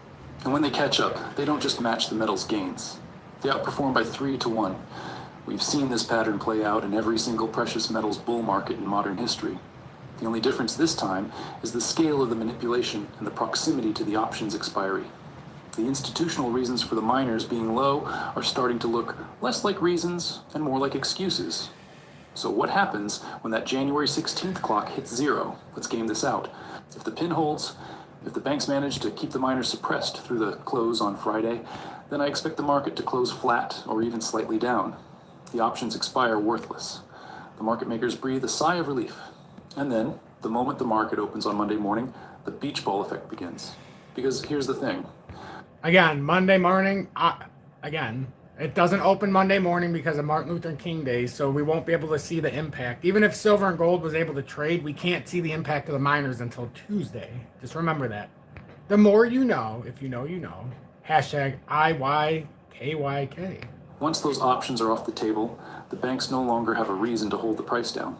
In fact, many of them are probably long the physical metal. They want silver to go higher. They just needed to get past that expiry without triggering a gamma squeeze. Oh, you can still buy, So Monday but morning, the actual if my thesis the is trading correct, market. you should see the miners gap up hard. But there's another scenario. If the price breaks higher before the expiry, if retail buying pressure or physical demand overwhelms the institutional shorts, then we get the gamma squeeze in real time. And that's when things get really interesting. Because once the squeeze starts, the institutions will do everything they can to slow it down. They'll raise margin requirements. The CME will step in and hike the collateral needed to hold leverage positions. They'll throw every circuit breaker they have at it. But if the move is big enough, none of that will matter. The forced buying will cascade, and the miners will go vertical. So here's what I'm watching. I've got a few specific indicators that will tell me which scenario we're heading into. First, I'm watching the SILJ 4-hour chart for a golden cross. That's when the 50-period moving average crosses above the 200-period moving average. It's a momentum signal that tells you the trend has officially shifted. Second, I'm watching for a hammer candle formation on the daily chart. That's a reversal pattern that shows up after a prolonged downtrend. It means the sellers are exhausted and the buyers are stepping in. And third, I'm watching the ratio itself. If silver to silver breaks below 0.3, We'll see what happened in that's this 4-hour capitulation. candle here. That's the point where even the most stubborn holders start throwing in the towel. And historically, that's been the exact moment to start buying. If you compare the current ratio to where it was during the 2011 peak, the divergence has never been Sure this does, wide. Nick. Not even close. Scotty, We're in what? uncharted territory. The setup is perfect. The Well, motive instead of is going to clear, vertical, I and forget the how to deadline do a is vertical, but 48 in hours my away. life that's already started. Now, let me It's tell not you what going I'm to do a personally vertical doing with my own talk capital. after. I wanted to I'm not do making any it. moves until after the January 16th close. Hour and 21 I want to see how the minutes. Probably expiry like 2 plays hours out. by the time I'm I want done, to see but if the it'll be in pin one holds or video. if it breaks. If the miners stay flat while silver holds $90, that confirms the suppression theory. And it tells me that the institutions successfully defended their short positions through the expiry. In that case, I'm watching Monday's open very carefully. If I see a hammer candle on the SILJ daily chart, I'm rotating a portion of my physical metal gains into the junior miners. Not all of it. I'm not abandoning the physical position that I've spent 12 years building. But I am willing to take some of those gains and leverage them into the miners if the technical setup confirms. Now, if the SILJ to silver ratio breaks below 0.3 before the expiry, I'm sitting on my hands. I don't catch falling knives. I wait for a confirmed bottom. I wait for the chart to tell me that the sellers are done. But here's the key. I'm not looking for a 5% trade. I'm not looking to scalp a quick profit and get out. I'm looking for the 10-to-1 leverage that only happens when the option pin gets pulled and the gamma squeeze begins. This isn't about being right about silver. Silver has already proven itself. The physical demand is there. The deficit is real. The industrial use case is accelerating with AI data centers and solar panels eating up supply.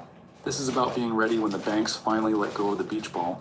Because when that happens, the move is going to be violent. And if you're not positioned ahead of time, you're going to spend the entire rally trying to chase it. I've been in this market long enough to know that the big moves don't give you a second chance. They happen fast. They happen when no one is expecting it.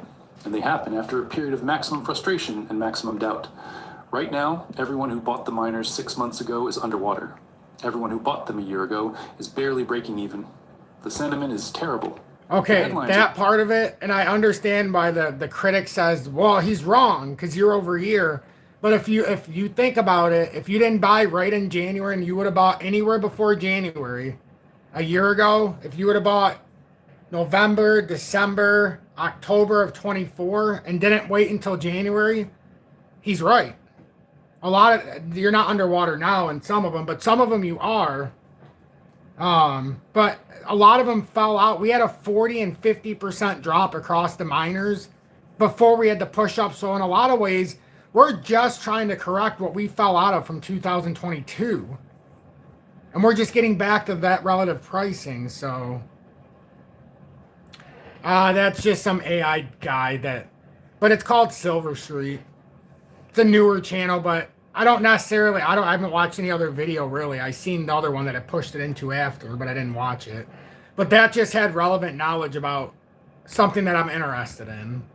And I was talking about it in the live, and then all of a sudden that video popped up after my live yesterday, and it's gotta love the predictive programming. But here, I want to switch it like this. I want to go to this, oh, we can keep it like this, we figured out. But I'm going to do it like this so we can have a little active discussion here. Now that you guys can actually hear me on YouTube. Like this. But instead of me closing it down, now I can do this through YouTube. I don't think there's GIFs like this, though, unfortunately. But if anybody has any questions, you know, any questions, it doesn't necessarily have to be about a chart. We can talk about whatever.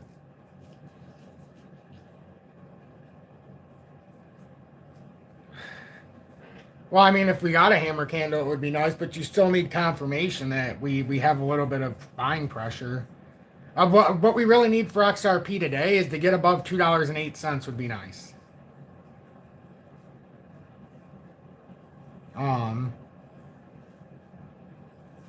got my little, this is burning. I love this little incense. For the people who tell me to flex, I did work today. I mean, I worked out today already, and, you know, it's the ever-growing proposition. The ever-growing proposition of trying to continue to get fitter and fitter.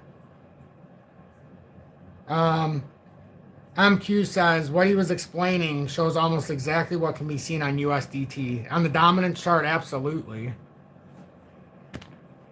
And the cool thing is I could actually go to a chart, but I don't really want to keep cutting out, but I forgot to bring up the USDT chart, actually, now that you mention it. But this is playing out perfectly, actually. You got a nice cup and handle forming, and when this breaks out, it's going to be a problem if it does. Not just that, it's got just an impeccable inverse head and shoulders. Like, that doesn't seem good to me. That seems like it's going to spell disaster for cryptocurrency in the short term.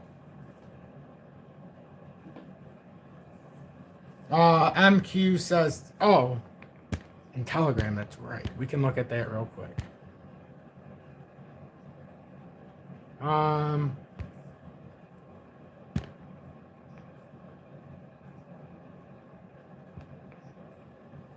Exactly. That's exactly. And it can absolutely, the way it's coming down, where's it at right now percentage-wise this morning? 5.88. Where I was looking was like, what is this? 4.9 if it wanted to come down roughly. That was an area that I was looking at. You're talking about the shoulder, so probably 5 point, what was that? 5.2. What did you say? 5.8. So you're okay. So you're talking about the expansion into there because we're right there, pretty much right there. We've already hit. Is that what that is? 5.81. No, that's lower. That's 5 point.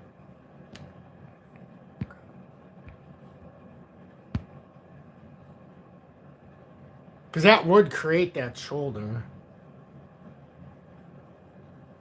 Unless it just had a head and shoulders breakdown.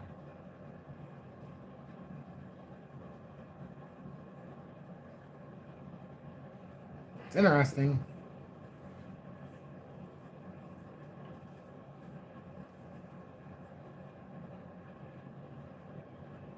Oh, silver. I agree. Silver is awesome. Absolutely. Go to the other one.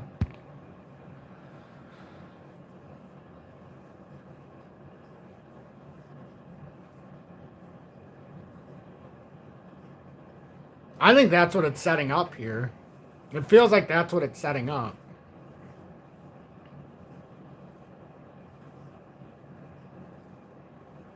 And it even played down on that small head and shoulders. It even played down through. One back, another.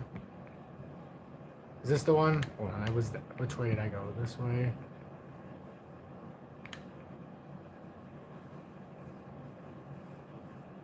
And that's the inverse shoulder, head, shoulder.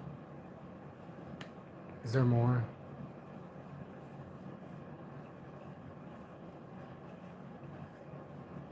Shoulder, head, shoulder.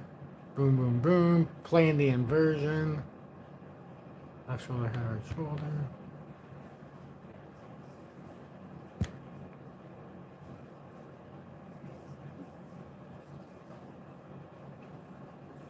There's so many of them that I like.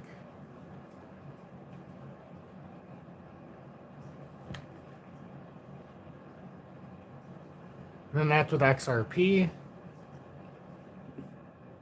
Oh, you came in late, didn't you? I was trying to talk about something that I kind of showed just a way to kind of show it here. Because I want to go back to the other view because I was doing this for a while. I just want to kind of talk.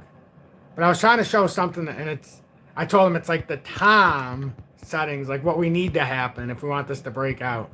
And I was just trying to give like a visual of like, maybe it is something like that, or maybe it was a 3-wave after a volatile move up. And we would want something like this to play out and have that W push out.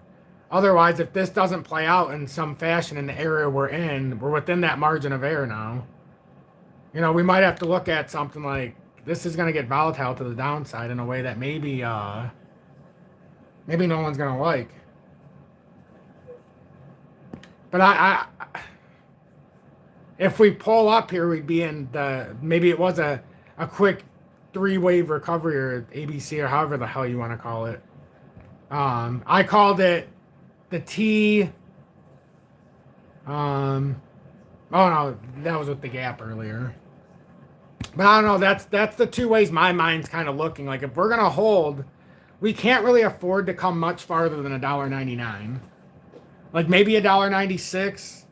But we really can't afford to go much farther. But that's it. That's enough for the charts and looking at my screen. I just wanna be in front of all of you for a couple of minutes until I have to log off. Where the hell is my camera? Oh, there it is. So yeah. But any questions? Look in the micro, it does support a short-term rally. If you're talking about XP, absolutely. Absolutely. Oh, Suzuki, have a blessed day, my friend. I only did this because sometimes I talk after, but I figured I was already on here. I just turned this like this. I think that 2007 to 8 Palladium run was a test for the silver run. It very well could have been. It really could have been. Hey, Suzuki, thank you so much for hanging with us, too. I feel like we met a friend today that'll be back. And thank you for gifting 5 lucky members of this community gifted subs. That was very, very, very generous of you. Seriously. Not many people have ever done that, just coming in here and then well, some people do, but not many. I appreciate that, and so do those lucky folks. Tom, you said look for confirmation for XRP reversal. What would that be? I signed up for classes. Need it, obviously. And no, it's not obvious that you need it. You're asking good questions. I think for today, we want to get over $2. MQ, would you agree if we could get over $2.08? That would be a big sign today. Because that, to me, I don't know if you'd necessarily say because of the setup that would be enough to validate any kind of possible hammer candle. But I believe it has to get over about $2.08. Suzuki said after today, I think you'll be one of my regulars. Oh, thank you so much. It's a good thing we have a good audience. The audience makes me look good. We have good minds in here. And it's fun on these days, Suzuki, because when it gets pumping and we start moving or we have a big drop, there's hundreds of people that are in this live chat. It's impossible to keep up. But when everybody gets a little... This is how I get a sense of the market, too. Whoops. People become exhausted. So... It's a good thing. Why is... Oh, it's set up in a very wide fashion in the other way.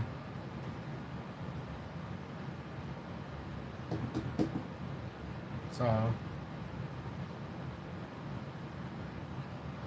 No, Suzuki, it took us a long time to get this positive mindset. But now the ones who stay, they actually follow that mindset. So, you know, good or bad, I always try to come in here more positive. If you listen to my stuff 4 years ago, you would have left probably, 3 years ago especially. At the very least, look at what I just posted. For you, I will. For you, I will. I'll make an exception to the rule.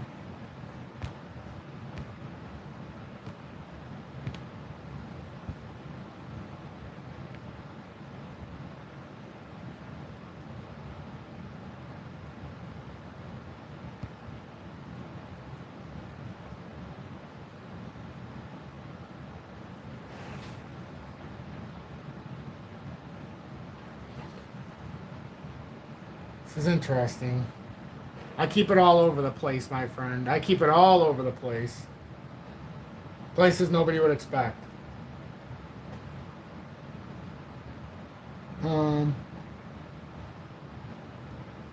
This community is so fire. Not use this service. Not being in this community. Oh, it is. This could, absolutely, you're right. This would line up with the rally. Because we would need this to dump out. I mean, it feels like we're setting up a rally in crypto. At least in the short term. That's why I keep prefacing, yeah, there's a big drop coming. But we still, it's never felt weirder. So that's why I'm in my own head. I'm just looking for a little bit of a push to maybe go a little bit deeper into the market right now, just for an impending rally, because that's what it feels like.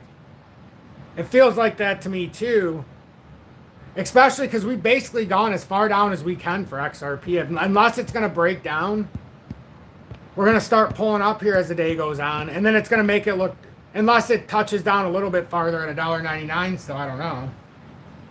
But then it's going to come down hard. But we like to take advantage of times to make currency. So MQ, Scotty Trades, in your humble opinion, what price do you think XRP, since we deal XRP and everything else, you could make an assumption based on what you're talking about. What do you think the price will hit before we have to go, uh-oh? You know, before we have to go, uh-oh.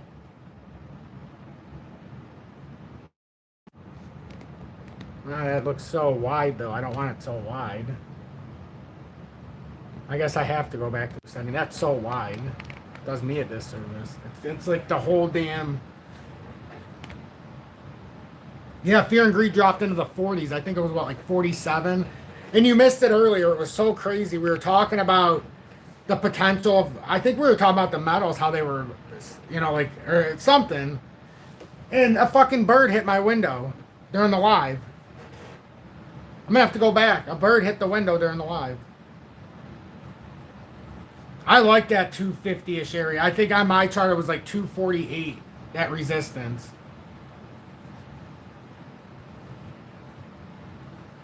You look familiar, Crypto Hawk Schmuck much? Yeah, I know a bit or two about that guy. If you're in the community in 2023, I don't know why, but I guess I said something that pissed him off. I must have said something about, I don't know, steroids or something. And that it was getting to his, because he was getting very angry. And there was a lady in our audience that was very emotional about it, that he like really lambasted her. And she was very hesitant to talk in our community, so I made an off-the-remark comment about him and why she shouldn't worry too much about him. Not that I don't think he does some valuable stuff. But then, if you guys remember, he said he was gonna come and, what did he say? Shoot me or something, kill me. Somebody shared the clip with me. I don't take it seriously. That was years ago. It was just something people say to their audience. But I felt like, hey, this guy actually talked about me, and I've only got like, at the time I had maybe 20,000 people, maybe not even. Anyhow.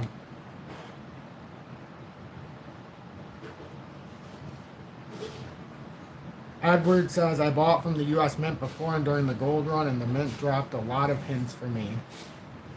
What were those hints? I think silver has a huge run, and when it's all over, Bitcoin and XRP will exceed the silver pump. I like that.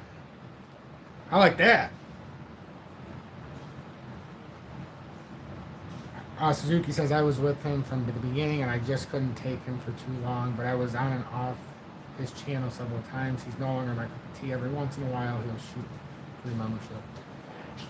Yeah, I mean, everybody has a different vibe they want, you know.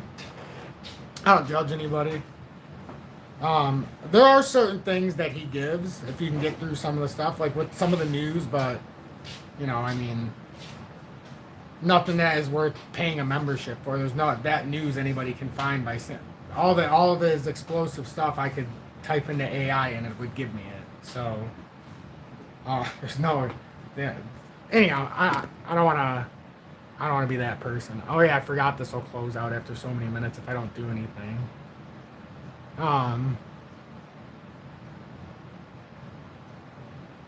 but ooh, what is that pork video? Ah, that's still so wide. Look how much stuff there is over here. Wow.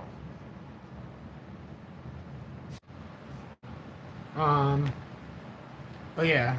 Anyhow, next. Yeah, maybe some earmuffs every once in a while.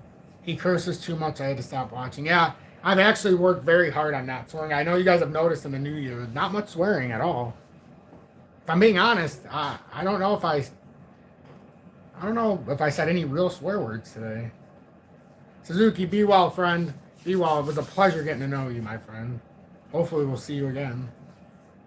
I think we're just getting started too in miners, and we actually talked about it at the start. I don't know where they're at because they were down 3 to 5%. The silver miners. We talked about the options expiring and what that means, and then I played that video when I was doing something between the transition from what we were doing. But let's see where we're at. See, I'm just surprised that like First Majestic and Fortuna already pulled back within almost even. That they were down 3 and 5%. That was a quick pullback. I'm actually a little surprised that happened so quickly. But they both they're on the verge of historic. Like they've been all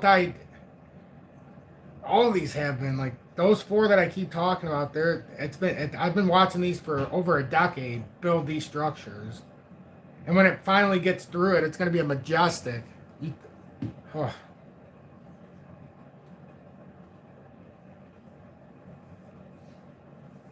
Absolutely. I agree with you there, MQ.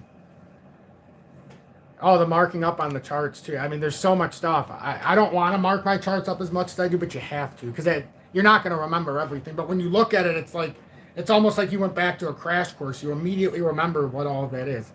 Oh, I see how it is. I hope we want one person. So... Oh, this thing is so annoying. I do remember now why I would, I'm gonna have to figure that out. But anyhow. I don't know, what else? What else? Anything else that you guys want to talk about?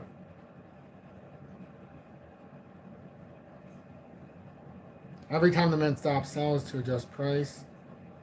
And it sells again at your level, and the premium tell you if price is going up or down. And yeah, and the premium we looked yesterday was up like it's almost $7 on silver.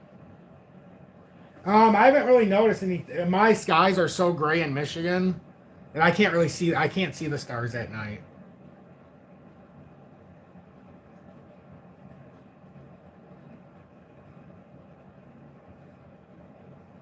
MQ just have to determine if the handle is done on the cup or if USDT breaks down to complete the handle. I know that's the hard part because that's why I think we'll know that if XRP is the gateway. We'll know it's done, MQ, if XRP does not lose that down. And I told people, I know there's not technically the CME gap from 2 Fridays ago. You can technically say it's closed. That's just something in my memory. And this is what I said earlier, and I know you weren't there. I called it the T... what was it? Oh, the TFG, Tom's Futures Gap, because I said technically you don't have to call it a CME gap because I see a lot of people in the Telegram might be like, what is this? So just call it the TFE or whatever. But I look at that as a level that needs a hole because that would be a support area from where we closed on a Friday 2 weeks ago. It would at least show short-term support to show me that the buyers will stop in at all costs in that range. And they're going to keep that a bullish area, a bullish gap area. And then that would give us the ability to start bouncing out to your $2.50 area. As long as and that's where my make it or break it line seems to be.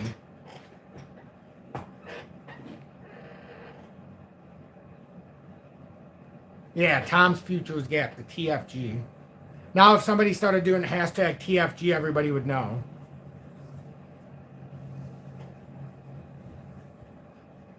Wow, the NASDAQ came down hard. It was up 120 points when I started this live. It's only up 25 points. The hell happened there?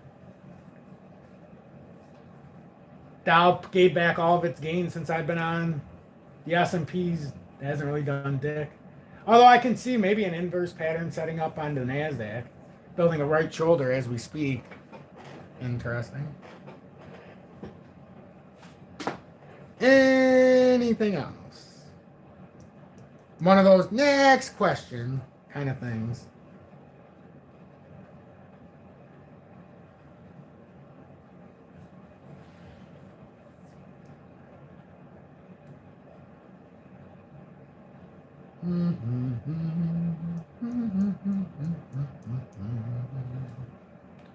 I'm not sure what else to talk about. I've been talking for like an hour and 50 minutes.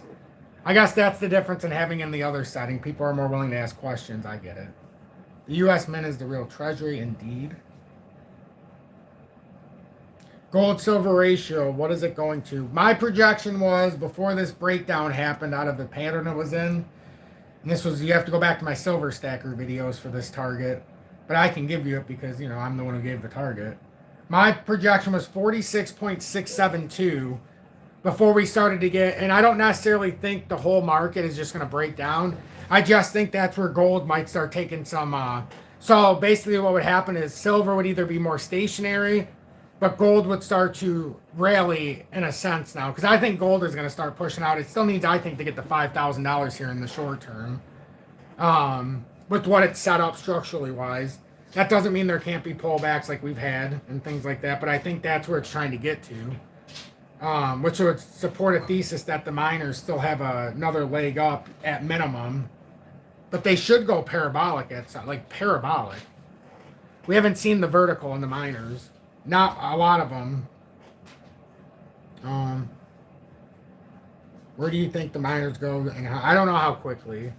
I just think they go much higher than they are, and I'm not a financial advisor, but remember, I was advising this audience to buy when it was much cheaper, too, so it's a lot different on some of these. Yeah, B2 Gold's only up like 86%, but some of them are up 400 or 500%.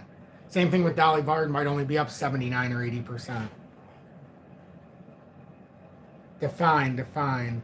Tom, can you see my question? Oh, yes, I can see your question. Tom, if we think we are just getting started with miners, I was looking at B2 Gold and Fortuna Silver Mines. I know you bought lower, but what do you think? It's at that. This is the test zone right now, because technically we've broken over on the particular ones you've talked about, the areas of opportunity, and now if we hold it, we seem to be coiling up on B2 Gold, and on Fortuna Silver Mines we just broke out of a 12-year resistance. So as long as it held at, like, I think it's $9.80 range, which we tapped again. That's the support structure, and if that holds, that would be now we're getting into like discovery areas, and we're already back testing. Like, we broke up initially, now we back tested by about $1.50 or so. It's been a nice little back test here. Like I said, some miners had better than 10-15% pullbacks. Some even had like 20%. It was a real quick thing. But if this held, yeah, I mean, am I selling B2 Gold at Fortuna Silver Mines? No, in fact, I've gotten a little deeper, not at this exact level, but I did get deeper when we had a drop down in that volatile swing. So I'm not in the exit business right now. And even if it goes down, like Julie said, you're not allowed to look, so you can't look at that portfolio. So it doesn't even matter. Right now, it's just the numbers on the screen until it goes to where I want it to go, kind of thing. But yeah, if you prescribe by the theory that they're artificially holding them down for these options to expire today, well, yeah, on Tuesday we probably get some upward volatility. But who knows if that's going to play out.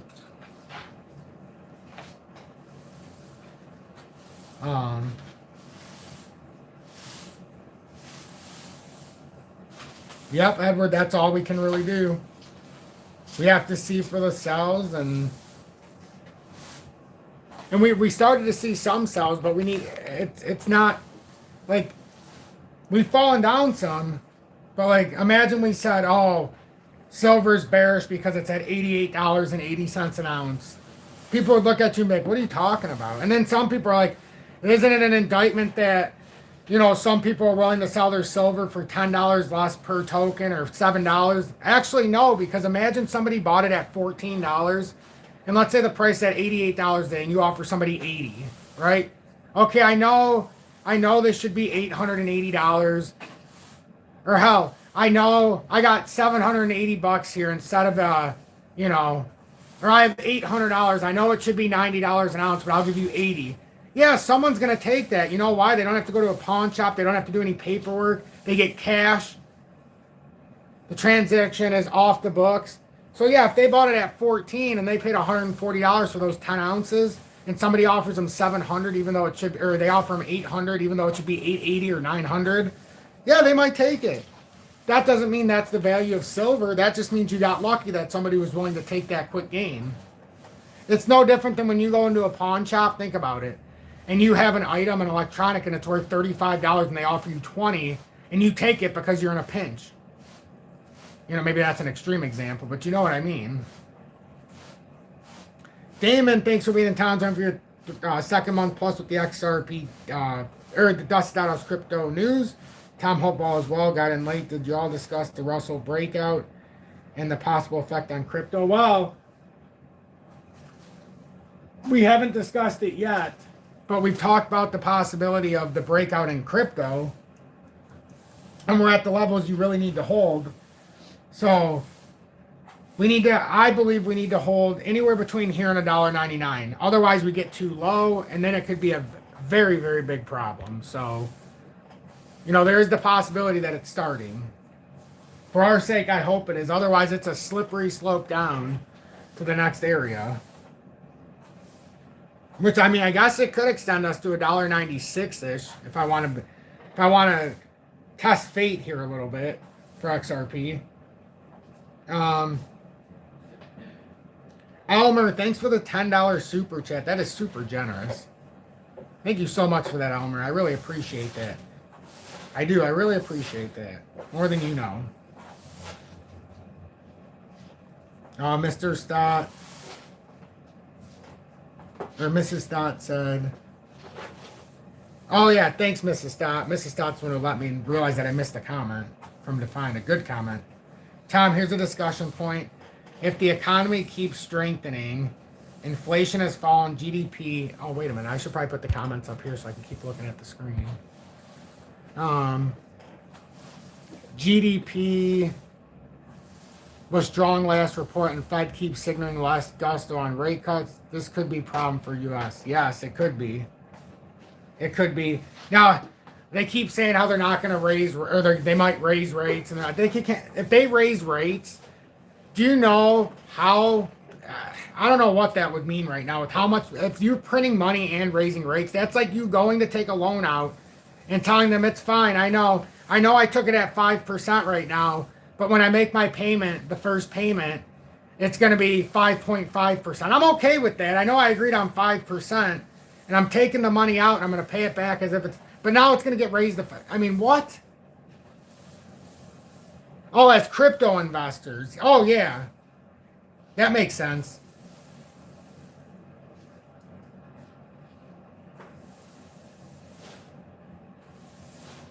Yeah, oh yeah, yeah, it absolutely could be. For crypto, yes. For risk assets, it definitely could be.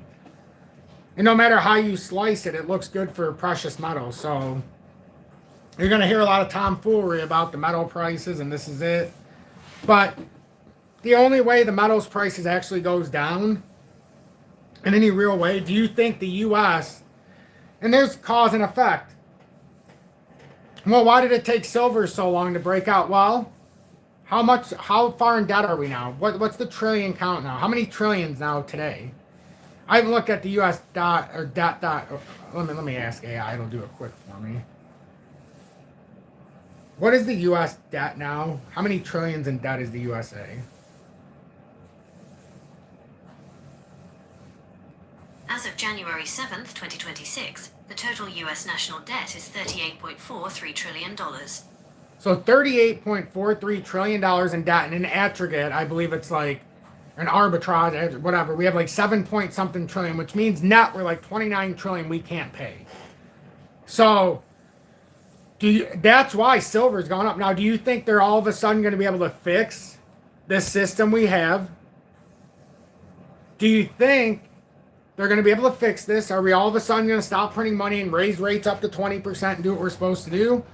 Or do you think the USA is going to continue to sell out the future and we're going to keep lowering rates and we're going to keep printing money? If that's the case, silver and gold has nowhere to go but up. And gold needs to get to 5,000. Oh, guys, that whole MXC thing is hilarious. It's hilarious. It was actually, in reality, it wasn't even close to that big of a move. Everybody keeps saying this MXC rally. It's not as big as everybody keeps saying at all. That's how they trick everybody to think it was such a big rally. It's not even near what everybody keeps saying. If you look on a real chart,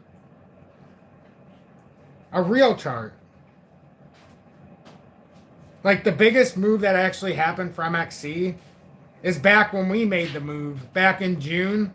That big rally that went from 0011 area all the way up to 009. This move that just happened, seeming large at 005, it was really, the move is only really about 100 and something percent. It was not a big move for the actual investor.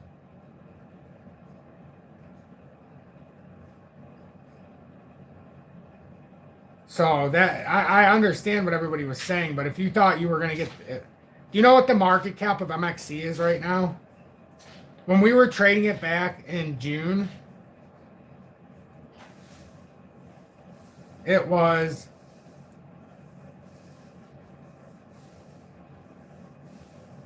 not a lot.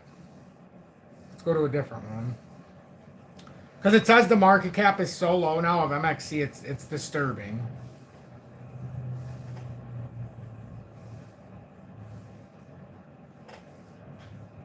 Give up on XRP. The XRP run is over.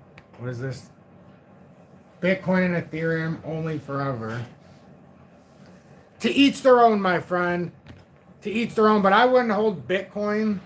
If you gave me a briefcase of them, I would sell them and then I would put it into my own chosen trade.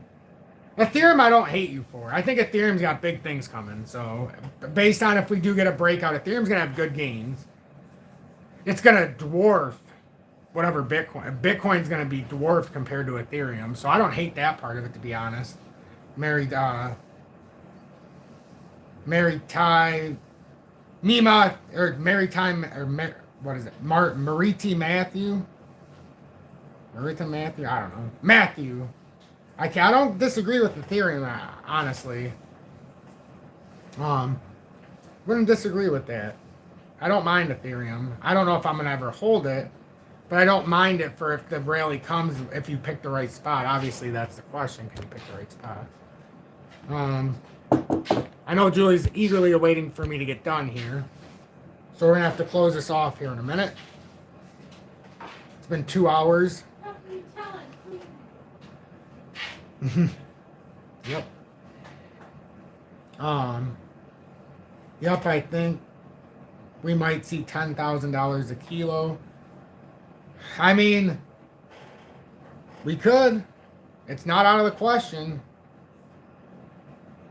It is not out of the question. And Syrian, thanks for being a very trusted mod in here and in the Telegram. And also in Tom's Army for well over a year. And I greatly appreciate that continued support. And Edward for 3+ months with the XP Meteor. The Gatman for 3 years with the XP Diamond Hands badge.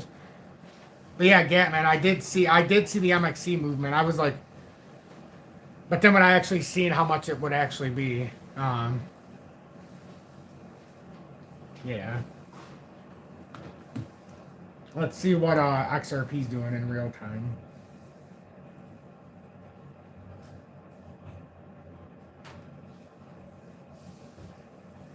You know, I'm astounded that right now, First Majestic and Fortuna have a gain of 0.5%. They were both down like between 3 and 5. That's astounding to me.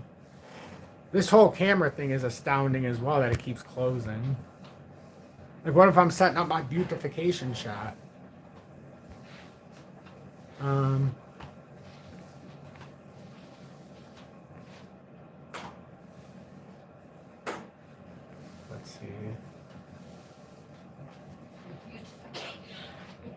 Yeah. What?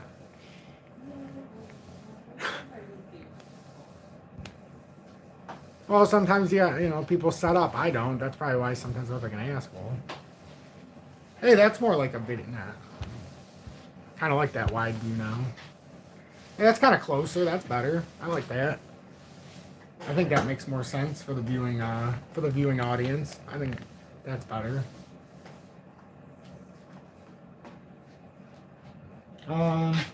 XRP is at 204.50. I want a show of hands. Yes or no? Super chats only. No, I'm kidding.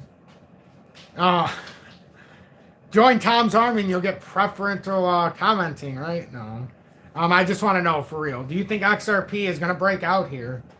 And not all-time breakout, but that push up near the 248, 250. If we get lucky, we push higher. If we are unlucky, it comes up to 220.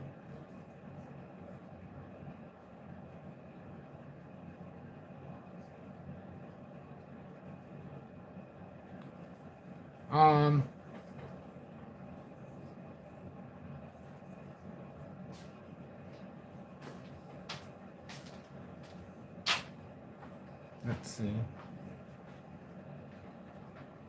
Not confident. Not till next week. Hell no. Well, you know. No. In a week, a month. Drop to 166. Then bottom. Setting up for a bigger move heading into April. I would like that. I actually would like that. We are headed to under $2 this weekend. I would prefer for this move down to happen. Define says, thanks, Tom. Thanks, everyone. Thanks, Julie. Yeah, Julie, thank you. Julie says, I will not say you're welcome. I wouldn't say it either. She's mopping the floor right now with the Swiffer. Yeah. Or salt.